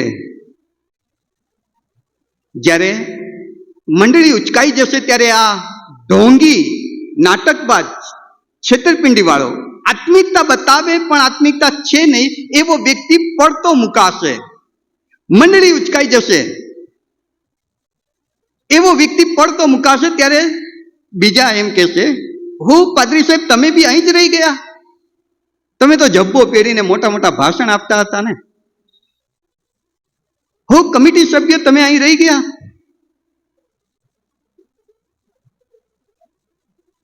તમે તો સારી પ્રાર્થના કરાવતા હતા ને. તમે તો બાઇબલ સરસ વાંચતા હતા.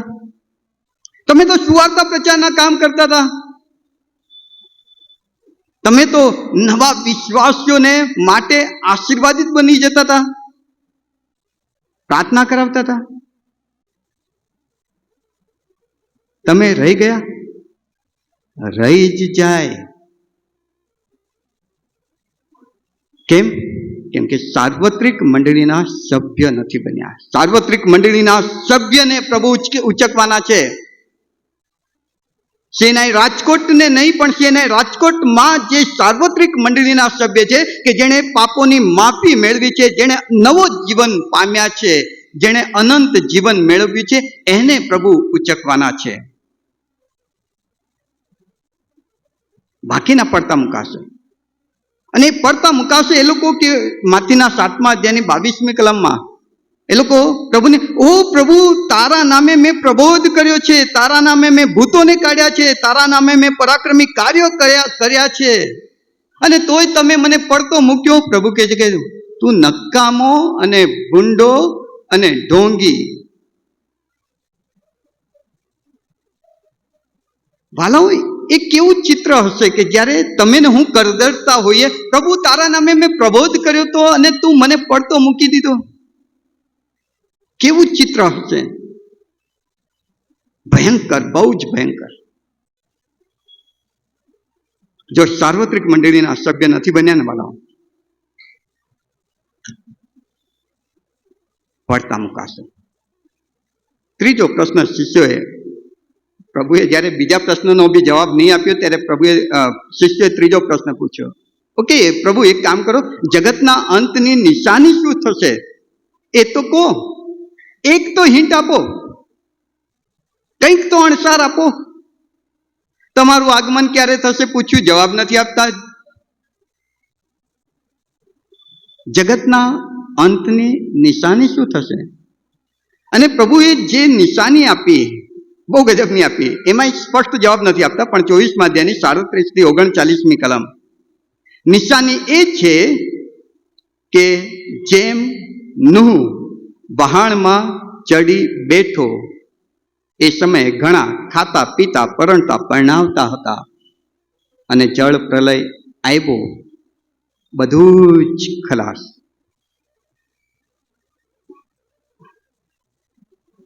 નિશાની શું આપી ખબર છે? નું જળ પ્રલયમાં, નું વહાણમાં ચડી બેઠો, આ નિશાની. હવે આ નું ક્યાં છે તમને ખબર છે? તમારો બાજુવાળો વ્યક્તિ નું હોઈ શકે. જો આજે અત્યારે એણે આ વચન સાંભળીને પ્રભુનો સ્વીકાર કર્યો તો એ વહાણમાં બેસી ગયો, અને જળ પ્રલય આવશે પહેલા વહાણમાં બેસેલા સુરક્ષિત થઈ જશે, અને આપણે તણાઈ જઈશું. નૂહ વહાણમાં બેસી ગયો અને જળ પ્રલય આવ્યો. કદાચ શક્ય છે કે તમારું તારણ થાય, પિતરની મંડળીને જ્યારે પ્રશ્ન થયો, પિતર આગેવાન હતો ત્યારે મંડળીમાં આ પ્રશ્ન હતો, પિતર પ્રભુના આગમનનું શું થયું? એ તો લાગતું નથી પ્રભુ આવશે. પિતરને જ્યારે મંડળીવાળાએ આવું કીધું ત્યારે પિતર શું જવાબ આપ્યો ખબર છે? પ્રભુનું આગમન કેન્સલ નથી થયું, ટળી રહ્યું છે, પોસ્ટપોન થઈ રહ્યું છે. કેમ ખબર છે? તમારા તારણને માટે. તમે જેમ તારણ પામીને વહાણમાં ચડી બેસશો, પ્રભુ મંડળીને ઉચકી લેશે અને એમાં તમારી ગણના થાય ને, એવી એની ઈચ્છા છે. માટે રાહ જુએ છે. વાલાઓ, તમારો બાજુવાળો આજે પ્રભુનો સ્વીકાર કરીને તારણની નાવમાં ચડી બેસે એ પહેલા તમે એ તારણની નાવમાં ચડી બેસો. વહાણમાં બેઠો, જળ પ્રલય આવ્યો. અને જે વહાણમાં ચડી બેસે છે એમના માટે બે શબ્દ વાપર્યા છે માથેની સુવાર્તામાં. એ જ્યારે પ્રભુ આ વર્ણન કરી રહ્યા છે, 24મો અધ્યાય વાંચજો, બહુ મજાનો અધ્યાય છે. 24મો અધ્યાય ને પ્રકટીકરણ સાથે વાંચજો, બહુ મજાનો અધ્યાય. જે બચી ગયા તેમના માટે પહેલો શબ્દ 45મી કલમમાં, જે ચાકરને એનો ધણી પોતાના ઘરનાને વખતસર ખાવાનું આપવા માટે પોતાના ઘરના કારભારી ઠરાવ્યો છે, તેવો વિશ્વાસુ અને બુદ્ધિમાન ચાકર. બે શબ્દ વાપર્યા છે, વિશ્વાસુ. કોણ પ્રભુના લોક તરીકે સ્વર્ગમાં ઉચકાઈ જવાના છે? વિશ્વાસુ. વિશ્વાસુ એટલે કોણ ખબર છે? પ્રભુ તમને ને મને વિશ્વાસુ બનવા માટે કૃપા આપે છે. તને મેં એક તાલંત આપ્યું, તે એનો કેવો ઉપયોગ કર્યો? મંડળીના વૃદ્ધિને માટે કે પછી બીજી રીતે? મને મળેલા તાલંતનો, મને મળેલી એ તકને, મને મળેલી એ ઓપોર્ચ્યુનિટીને, એ સમયને, એ સત્તાને, એ અધિકારને જો હું પ્રભુના મહિમાને માટે વાપરું છું તો હું વિશ્વાસુ છું. નહીં તો નકામો, ભૂંડો. અને પ્રભુ ઈચ્છે છે કે તમે વિશ્વાસુ બનો. અને એના માટે પ્રભુ બીજો શબ્દ વાપરે છે, બુદ્ધિમાન ચાકર. બુદ્ધિમાન કોણ? કે જે દુઃખ, મુશ્કેલી, વિપત્તિ, વેદના, એ બધું તોફાન આવતું હોય એ જાણીને પોતાને સુરક્ષિત કરી દે, એને બુદ્ધિમાન કહેવાય. જો તમને ખબર પડે કે આ ચર્ચ ઉપર બોમ્બ પડવાનું છે અને તોય તમે અહીં બેસી રહો ને, તો મૂર્ખ કહેવાય.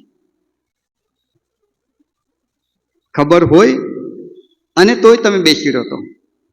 પણ ખબર પડે કે 10 ને 10 કલાકે ચર્ચ પર બોમ્બ પડવાનું છે, પાક્કું છે, તો તમે પોતાને બચાવી લો, તો તમે બુદ્ધિમાન કહેવાઓ.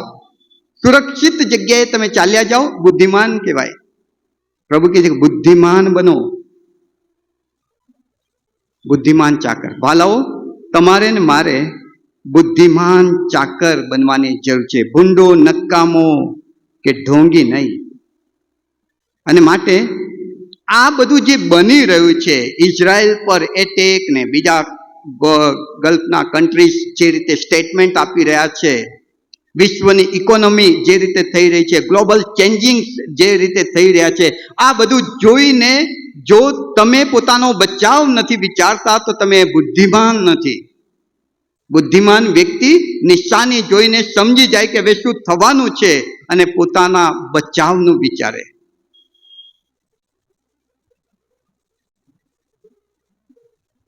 અંતિમ ઘટનાઓ બહુ ભયંકર હશે વાલા. પ્રકટીકરણ 20માં જે વાંચવામાં આવ્યું, 6ઠા અધ્યાયથી વાંચજો તમે. મંડળીનું સ્વર્ગમાં ઉચકાઈ જવું, ત્યારબાદ ખ્રિસ્ત વિરોધીનું આગમન, 7 વર્ષનો વિપત્તિકાળ, યરુશાલેમનું મંદિર ત્રીજી વાર બંધાય અને એ મંદિરની અંદર ઉજ્જડની, અમંગળપણાની નિશાની જોવામાં આવે પવિત્ર જગ્યાએ. એન્ટીક્રાઇસ્ટ પોતાને ત્યાં મૂકીને પોતાની મૂર્તિ પૂજા શરૂ કરાવે. 666ની નિશાની બધાને ફરજિયાત લેવડાવે. યહૂદીઓનું આખા વિશ્વમાં ભેરાઈ જવું. ગોગ મગોગનું યુદ્ધ 20મો અધ્યાય 8મી કલમ. ખ્રિસ્તનું આગમન સફેદ ઘોડા પર પ્રકટીકરણ 19. હર મિગદોનનું યુદ્ધ પ્રકટીકરણ 16. ખ્રિસ્તનું 1000 વર્ષનું રાજ્ય પ્રકટીકરણ 20. મોટો અજગર શેતાન શ્વાપદ જૂઠો પ્રબોધક એ સર્વને પકડવામાં આવશે પ્રકટીકરણ 20. એનો નાશ. પછી સ્વર્ગ નર્ક અને નવું યરુશલેમ, નવું આકાશ, નવી પૃથ્વી. આ બધું જ આની અંદર આપી દીધું છે. આ બધું જ આપી દીધું છે. અને બુદ્ધિમાન ચાકર એ નિશાનીઓ જોઈને પોતાની સુરક્ષાનું વિચારી લે છે. પણ આ બધું બનશે એ પહેલા જે પહેલી ઘટના બનવાની છે, જે પહેલી બીના બનવાની છે, જે પહેલો બનાવ બનવાનો છે, તે તો રેપ્ચર છે.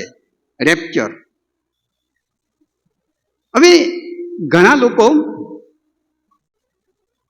રેપ્ચર અને ખ્રિસ્તનું બીજી વારનું આવવું એ બે એક જ સમજે છે. એક નથી. હું આ બરાબર ધ્યાનથી સાંભળજો. ખ્રિસ્તનું બીજી વારનું આવવું એ એક અલગ ઘટના છે. એ મહાવિપત્તિ કાળ જે 7 વર્ષનું છે એના મધ્ય ભાગમાં, એના એન્ડિંગમાં થવાનું છે. અને રેપ્ચર, મંડળીનું સ્વર્ગમાં ઉચકાઈ જવું, એ મહાવિપત્તિ કાળ શરૂ થાય એ પહેલા બનવાની ઘટના છે. આ બે અલગ અલગ બાબતો છે. થોડાક તફાવત તમને કહી દઉં તો તમને ખ્યાલ આવશે કે આ બે અલગ અલગ બાબત છે. અને જે કહી રહ્યો છું એ બાઇબલ આધારિત કહી રહ્યો છું. અને માટે તમે બાઇબલ, મારું કોમ્પ્યુટર બગડ્યું હોવાના કારણે પીપીટી નથી બનાવી શક્યો, નહીં તો અહીં સ્ક્રીન ઉપર મૂકી દેતો હું, તો આપણો સમય એટલો બચી જતો.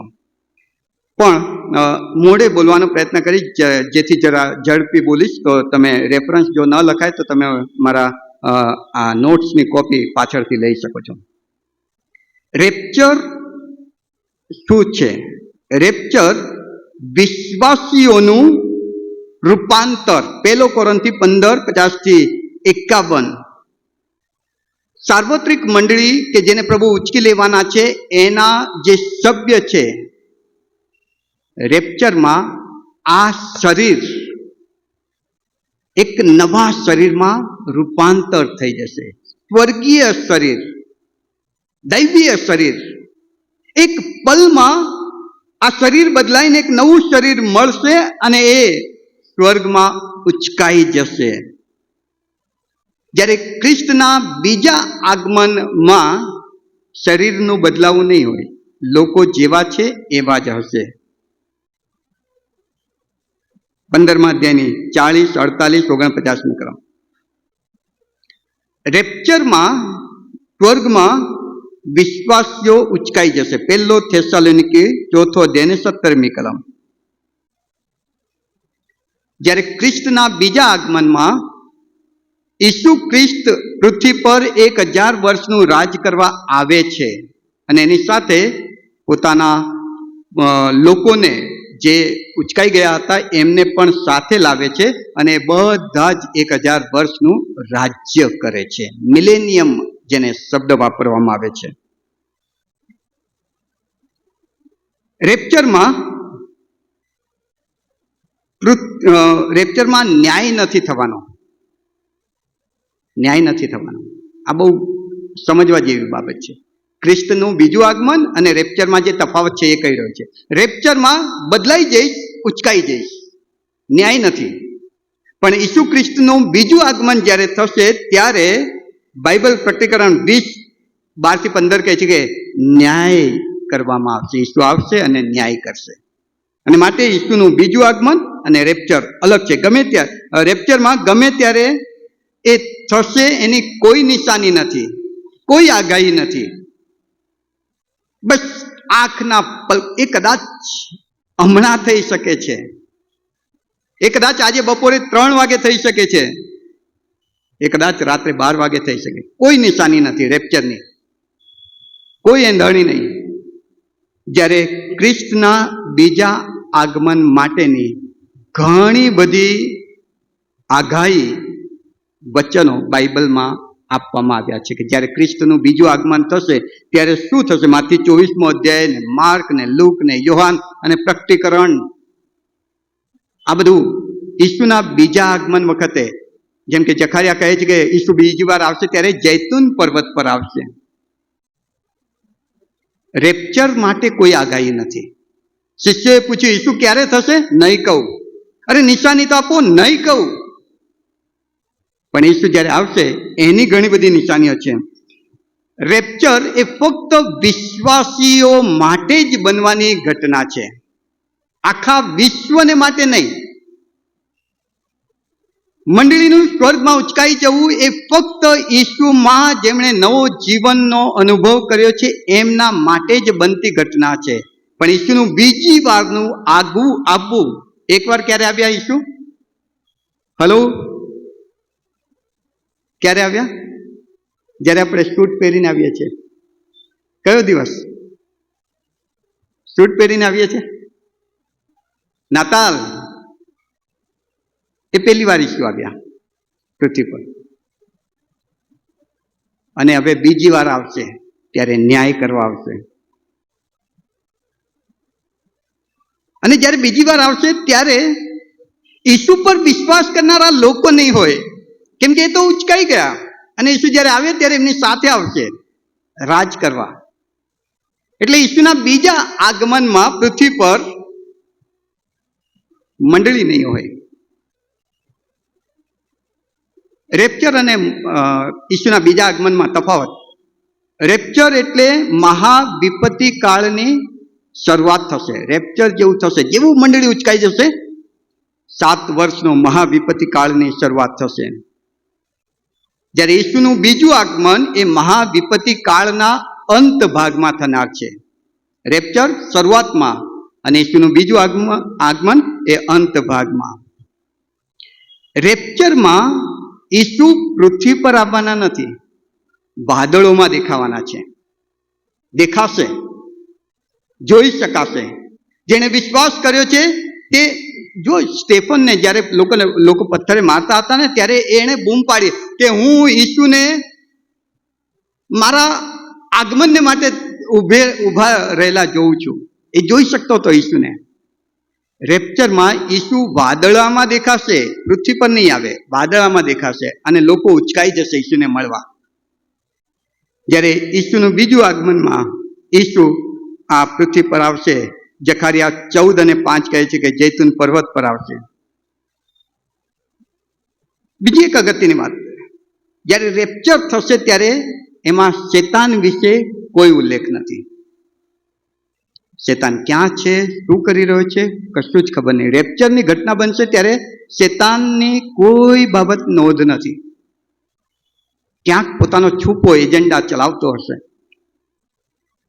પણ જ્યારે ઈસુનું બીજું આગમન થશે ત્યારે બાઇબલ કહે છે કે શેતાનને પકડવામાં આવશે, એને બંદી બનાવવામાં આવશે, એને પૂરી દેવામાં આવશે. 1000 વર્ષનું રાજ કરવામાં આવશે, ને પછી પાછો એને છોડવામાં આવશે, એનો ન્યાય કરવામાં આવશે અને એને સદાકાળના અગ્નિમાં એટલે નર્કમાં નાખી દેવામાં આવશે. છેલ્લી ને અંતિમ બાબત, રેપ્ચર અને ઈસુના બીજા આગમનનો તફાવત. રેપ્ચરમાં ઈસુ વાદળા પર છે એ ફક્ત એ જ લોકો જોઈ શકશે કે જે ઉચકાઈ જવાના છે. આખી પૃથ્વી ઈસુને વાદળા પર જોશે નહીં. પણ જ્યારે ઈસુનું બીજા સમયનું આગમન થશે ત્યારે પ્રકટીકરણ 1:7, જખારિયા 12:10 અને પ્રકટીકરણ 20:12 કહે છે કે દરેક આંખ ઈસુને આવતા જોશે. દરેક આંખ. એ ચાહે ઈસુ પર વિશ્વાસ કરતી વ્યક્તિ હશે કે ઈસુ પર વિશ્વાસ ન કરતી વ્યક્તિ હશે. કેમ કે ઈસુના બીજા આગમન વખતે બી ઘણા એ મહાવિપત્તિ કાળમાં ઈસુનો સ્વીકાર કરનારા એ સમયે પૃથ્વી પર હશે. આ બે અલગ અલગ તફાવત છે. અને માટે વાલાઓ, આ રેપ્ચર, મંડળીનું ગગનમાં ઉચકાઈ જવું, એ ચિત્ર બહુ જ ક્લિયર કરી દો. અને આ વાત વાલાઓ બાઇબલ શરૂઆતથી આપણને કહે છે કે આ આપણા ઈશ્વરની આ જ સમજણ છે, આપણા ઈશ્વરની આ જ પદ્ધતિ છે. આપણો ઈશ્વર આવો જ છે કે સતાવણી આવે, દુઃખ, મુશ્કેલી ને મહાવિપત્તિ આવે એ પહેલા પોતાના બાળકને એ ઉચકી લે છે, કેમ કે પ્રેમાળ પિતા છે, મને પ્રેમ કરે છે. જળ પ્રલય આવે એ પહેલા નૂહને અને એના પરિવારને પ્રભુએ સુરક્ષિત બનાવી દીધા. ઈબ્રુ 11:7 કહે છે. ત્યારબાદ બાઇબલમાં આગળ વધો, ઉત્પત્તિ 19 સદોમ અને ગમોરાનો નાશ કરે એ પહેલા પ્રભુએ લોતને, એના પરિવારને કહ્યું કે તમે બહાર નીકળો, તમે મને ઓળખો છો, હું તમને પ્રેમ કરું છું, તમે મારા બાળકો છો, હું તમને બચાવવા માંગુ છું. તમે લોતને ત્યાં સુધી, લોત તું ઉતાવળ કર, જલ્દી કર, આજે જ તારણ છે, આજે જ પ્રભુનો સ્વીકાર કરી લો, તું જલ્દી કર. અને લોતને બહાર કાઢ્યા પછી સદોમ અને ગમોરાનો નાશ. આગળ વધશો બાઇબલમાં, નિર્ગમન 12મા અધ્યાયમાં યરીખો શહેરને જ્યારે ઇઝરાયલ જીતવા જઈ રહી હતી, ત્યારે યહોશુઆની આગેવાનીમાં એ ઇઝરાયલમાં જે બીજી પ્રજાઓ રહેતી હતી એમને મારી નાખીને, ખલાસ કરીને કાઢી મૂક્યા. હવે એમાં યરીખો જીતવાનું હતું. ત્યારે એક રહાબ નામની સ્ત્રી, એણે યહોશુઆ અને એમના માણસોને મદદ કરી હતી, નાની મદદ. પ્રભુ નાનું કામ પણ ભૂલતા નથી. જો તમે આજે એક રાઈના દાણા જેટલો એના પર વિશ્વાસ કરો છો ને, તમને બચાવી લેશે. અહીં રહાબે એક નાનું કામ કર્યું અને યરીખોનો નાશ કરતા પહેલા રહાબને યરીખોમાંથી સુરક્ષિત બહાર લઈ જવામાં આવી અને પછી એ યરીખોનો નાશ કરવામાં આવ્યો. આ આપણો પ્રભુ છે, આ આપણો ઈશ્વર છે. અને માટે રેપ્ચર એટલે જ જરૂરી છે કે મહાવિપત્તિ કાળ આવે પહેલા પ્રભુ પર પ્રેમ કરનારા, પ્રભુને ઓળખનારા, પ્રભુને જાણનારા લોકોને પ્રભુ સ્વર્ગમાં ઉચકી લેશે. આમાં પ્રભુનું પ્રેમાળપણું અને પ્રભુનો કોપ બંને એ સમયે સાથે પ્રગટ થશે. આટલી બધી તક આપ્યા પછી બી તે મારો સ્વીકાર નહીં કર્યો, તો હવે તું પડતો રહે. તારી બાજુના વ્યક્તિ જેણે કશું જ નથી કર્યું પણ ખાલી એક જ નાની પ્રાર્થના કરી કે પ્રભુ તું તારા રાજ્યમાં આવે તો મને સંભાળજે, એને હું ઉંચકી લઉં છું. આ પ્રભુની દયા છે. અને એ જ ઘડીએ બીજો ચોર એના જ પાપમાં મૃત્યુ પામે છે. એ પ્રભુનો કોપાયમાન સ્વભાવ છે. રેપ્ચર થવું, મહાવિપત્તિ કાળની શરૂઆત થવી. રેપ્ચરમાં પ્રભુની દયા છે તો મહાવિપત્તિ કાળની શરૂઆત પૃથ્વી પર થાય. એમાં ઈશ્વરનો કોપ છે. ઈશ્વરનો કોપ એ મુદ્રા, 7 મુદ્રા તોડવામાં આવે છે, ઓળિયું તોડવામાં આવે છે અને 7 મુદ્રાના રૂપમાં, 7 પ્યાલાના રૂપમાં, 7 રણશિંગડાના રૂપમાં પૃથ્વી પર ઈશ્વરનો મહાકોપ. પણ એ પહેલા પ્રભુની દયા, મંડળીનું ઉચકાઈ જવું. પ્રભુમાં વાલાઓ, રેપ્ચરથી જે ફાયદા છે ને એ હું કદાચ છેલ્લે તમને જણાવી દઉં, કે જેથી કરીને કદાચ હજુ તમારા મનમાં ઢચુપચું છો ને તમે પ્રભુને સ્વીકાર કરવામાં, તો આ ફાયદા જોઈને એ લાલચમાં પણ પ્રભુનો સ્વીકાર કરીને સાર્વત્રિક મંડળીના સભ્ય તમે બની જાઓ. પહેલો ફાયદો, રેપ્ચર કે મંડળીનું ગગનમાં ઉચકાઈ જવું, એમાં પ્રભુ પોતાના લોકને આવનાર કોપ અને સાર્વકાલિક નર્કથી બચાવે છે. બહુ જ મોટો ફાયદો. અરે जिया तो क्या जिया, 50 साल, 60 साल, 70, 80, 100 साल, શું આ જીવન છે 100 વર્ષનું. હમણાં ઘડીકમાં મારા તો 50 ક્યારે થયા ને એ મને ખબર નહીં. આ તો ઘૂંટણ દુખે છે પછી ખબર પડે કે 50 થઈ ગયા. એટલું ઝડપી આ જીવન જતું રહે છે. પણ રેપ્ચર કે સાર્વત્રિક મંડળી અનંતકાલિક જીવન ભોગવશે. અનંતકાલિક જીવન. તમને સોનાની એક વીંટી જોઈએ કે સોનાની આખી ખાણ જોઈએ? 70, 80, 100 વર્ષનું જીવન જોઈએ કે અનંતકાલિક જીવન જોઈએ?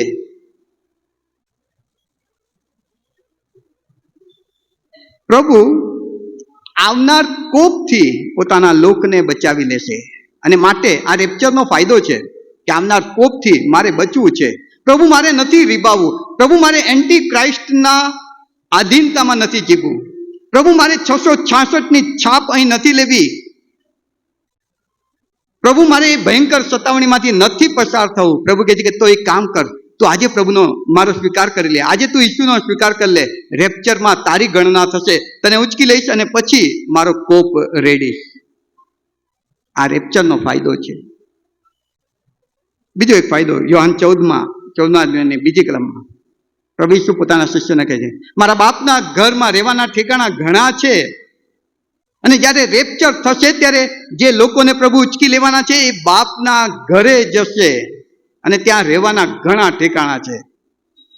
અહીંનું ઘર તો પાણી પડે છે. અહીંનું ઘર પાણી પડે,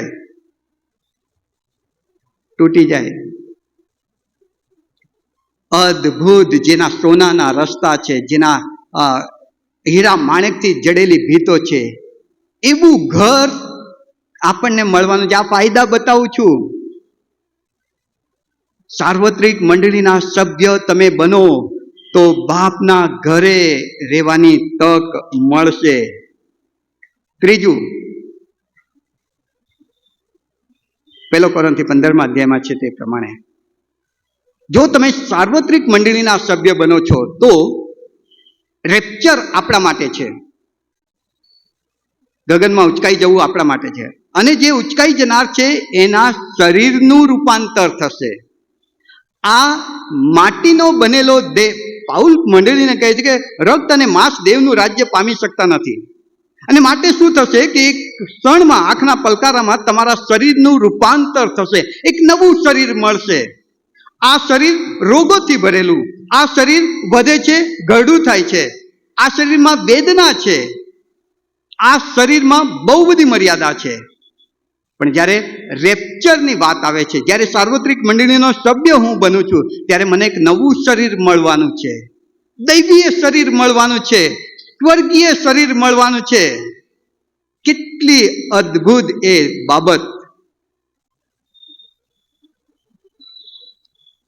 બીજો એક પોઈન્ટ, રેપ્ચરથી થતો ફાયદો પ્રકટીકરણ 4માં આપવામાં આવી છે. ન્યાય. જો તમે પ્રભુના સાર્વત્રિક મંડળીના સભ્ય બનો છો પ્રભુ ઈસુનો સ્વીકાર કરીને, તો જ્યારે પ્રભુ ન્યાયાસન પર બેસે, ન્યાય અલગ પ્રકારનો છે. અહીં જે વાત કરી રહ્યો છે, એક ન્યાય તો પ્રભુ ઈસુ ખ્રિસ્તના બીજા આગમન વખતે થશે. એ ન્યાયની વાત નથી કરતો. આ જે ન્યાય છે તે, જો જે વ્યક્તિ પ્રભુ ઈસુનો સ્વીકાર કરે છે ને એનો ન્યાય નથી થતો. એ તમે યાદ રાખજો.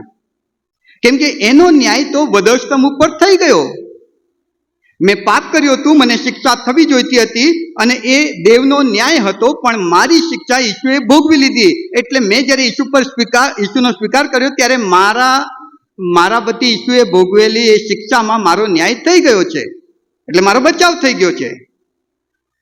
પણ જ્યારે રેપ્ચરની વાત આવે છે ત્યારે શું થશે ખબર છે?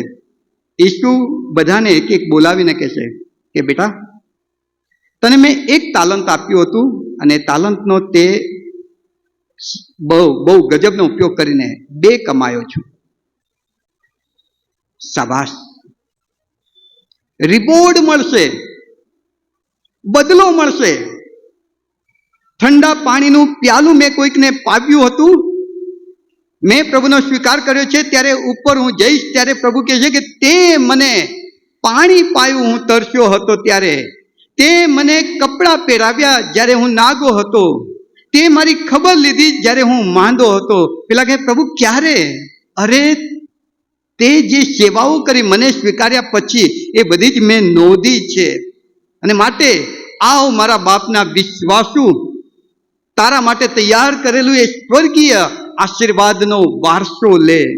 રિવોર્ડ મળશે, બદલો મળશે આશીર્વાદના સ્વરૂપમાં. પાંચમી બાબત, હલવાનના લગ્ન જમણમાં ભાગ મળશે. હલવાનના લગ્ન જમણમાં ભાગ લેવો એ બહુ મોટો આશીર્વાદ છે. જે જીવનના ઝાડનું ફળ ખાવાનું એદનવાડીમાં આદમ અને હવા ચૂકી ગયા હતા, એ ફળ ખાવા માટે પ્રભુ મને આપવાનો છે. રેપ્ચરનો આ બહુ મોટો ફાયદો, બહુ મોટો ફાયદો. જીવનના ઝાડનું ફળ હલવાનના લગ્ન જમણમાં. બીજી એક વાત, પ્રભુ ઈસુ સાથે 1000 વર્ષનું રાજ્ય કરવાની તક મળશે. ઉચકાઈ જઈશ, પછી સતાવણીનો સમય 7 વર્ષનો, અને પછી ઈસુનું આગમન થશે ત્યારે ઈસુ મને એમની સાથે લાવશે અને ઈસુ રાજા તરીકે આ પૃથ્વી પર રાજ કરવાના છે. અને મને એક કસ્બો, એક તાલુકો, એક જિલ્લો, એક રાજ્ય, એક દેશ, જેવું મેં ઈસુ માટે કામ કર્યું છે એવો એરિયો સોંપવામાં આવશે કે જેમાં હું કલેક્ટર હોઈ શકું, જેમાં હું મંત્રી હોઈ શકું, જેમાં કદાચ હું રાજા હોઈ શકું, મને નહીં ખબર. કેટલું ગજબનો આશીર્વાદ યાર. એના માટે શું કરવાનું છે? એક જ વાત, પ્રભુ ઈસુનો સ્વીકાર. બહુ બધી વાતો મારે તમને કેવી છે, પણ સમયના અભાવે કદાચ એ બધી વાતો હું તમારી સમક્ષ મૂકી શકતો નથી. પણ એક વિનંતી જરૂર કરીશ આજે, ઈસુનો સ્વીકાર કરી લો. આ જીવન ટૂંકું છે. લડાઈ ઝઘડામાં ક્યાં સમય વેડફી રહ્યા છો? બધું જ અહીં રહેશે, બધું જ મૂકીને જવાનું છે. એક જ વસ્તુ કામ લાગશે, પ્રભુ ઈસુનો સ્વીકાર. એ જ મને સ્વર્ગમાં લઈ જશે. એ જ મને એના બાળક બનાવીને એ બધા જ આશીર્વાદો આપશે. નવું શરીર, નવું ઘર, નવું ખોરાક, નવો આશીર્વાદ, નવી પોસ્ટ. અહીં તો તમે ફક્ત બહુ તો પાસ્ટોરેટ કમિટી કે ઈસી કે પછી સિનડ લેવલની કોઈ સેવા હોય ત્યાં સુધી જઈ શકો છો. પણ જ્યારે ઈસુ 1000 વર્ષનું રાજ કરવા આવશે ને, ત્યારે જે ઈસુ પર વિશ્વાસ કરનારા હશે એમને તો મોટાના મોટા દેશ રાજ કરવા માટે સોંપવામાં આવશે. પ્રભુનો સ્વીકાર કરી લો. પ્રભુ તમને મને એના માટે કૃપા આપે. પ્રાર્થનામાં નમીએ. પ્રભુ, અમે તમારો ખૂબ આભાર માનીએ છીએ. તમે પ્રભુ આજે ફરી એકવાર અમારી સાથે વાત અને વ્યવહાર કર્યો છે. અમે ઘણી બધી વખત આ 70-80 વર્ષના જીવનની બાબતો વિચારીએ છીએ અને એના કારણે તમારી વિરુદ્ધ બંડ પુકારી બેસીએ છીએ, તમારી વિરુદ્ધ પાપ કરીએ છીએ. પ્રભુ, તમે આજે ફરી અમને ચેતવ્યા, જણાવ્યું કે મંડળીનું ઉચકાઈ જવું એ હવે પછી બનનારી તમામ ઘટનાઓમાં સૌથી પહેલી ઘટના છે અને એ ગમે ત્યારે બની શકે છે. અને એના માટે યોહાન 3 પ્રમાણે અનંત જીવનનો આશીર્વાદ મેળવવા નવો જન્મ જરૂરી છે. આજે પ્રભુ, હું તમારો સ્વીકાર કરું છું. તમને મારા જીવનના માલિક પ્રભુ ઈસુ તરીકે સ્વીકાર કરું છું. મારા પાપોની કબૂલાત કરીને એ પાપોનો ત્યાગ કરું છું. પ્રભુ, મારા પાપોની માફી આપો અને તમારામાં જીવન જીવવા માટે કૃપા આપો. ઈસુ પ્રભુના નામમાં માંગુ છું. આમેન. આમેન.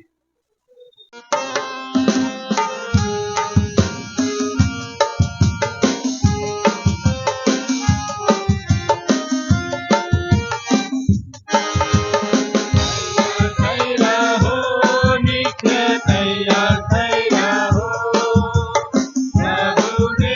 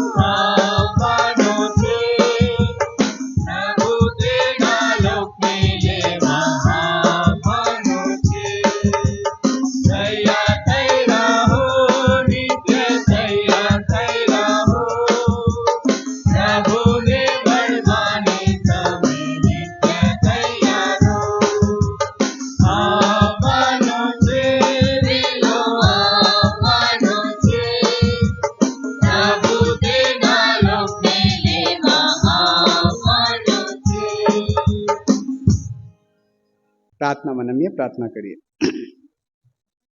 પ્રભુ તમારો ખૂબ આભાર. તમે કેટલા બધા દયાળુ ને પ્રેમાળ પિતા છો. અબ્બા બાપ, અમે માંગીએ કલ્પીએ એના કરતાં વિશેષ તમે અમને આપો છો. તમે અમને આ જીવન આપ્યું છે ને જીવન જીવવા માટે જે કંઈ જરૂરી છે તે તમામ અને એથી વિશેષ પ્રભુ તમે અમને આપ્યું છે તેના માટે આભાર માનીએ છીએ. તમે આપેલા તમામ આશીર્વાદોનું સ્મરણ કરતા જે આભાર સ્તુતિ દશાંશ દાન જેઓએ આપ્યું છે એ તમામ વાલાઓને માટે આભાર માનીએ છીએ. તેમજ જે દાન રૂપી અર્પણ દાનાર્પણ છે તેને પણ અમે તમારી પાસે લાવીએ છીએ. પ્રભુ આ કબરદાન અને દાનાર્પણ બંનેને તમે તમારા હાથમાં સ્વીકારો. એ દાન આપનાર સર્વને તમે પુષ્કળ આશીર્વાદ આપો. એમની હરેક ઈચ્છાઓ પૂરી કરો. એમના ભંડારો ભરેલા રાખો. એમના આવકના સાધનોને પ્રભુજી તમે આશીર્વાદિત કરો.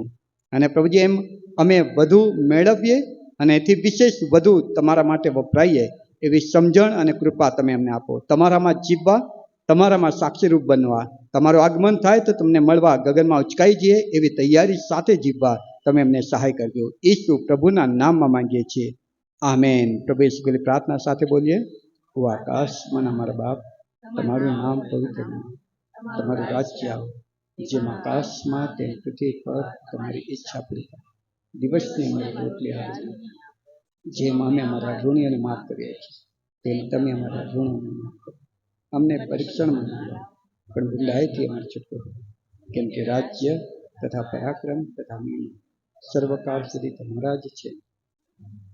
ત્રિએક ઈશ્વર એટલે ઈશ્વર પિતા, ઈશ્વર પુત્ર અને ઈશ્વર પવિત્ર આત્માનો આશીર્વાદ આપણા સર્વ પર અને રાજકોટ પરિવારના સગળા વહાલાઓ ઉપર ઉતરી આવો. સદા આપણી સાથે રહો.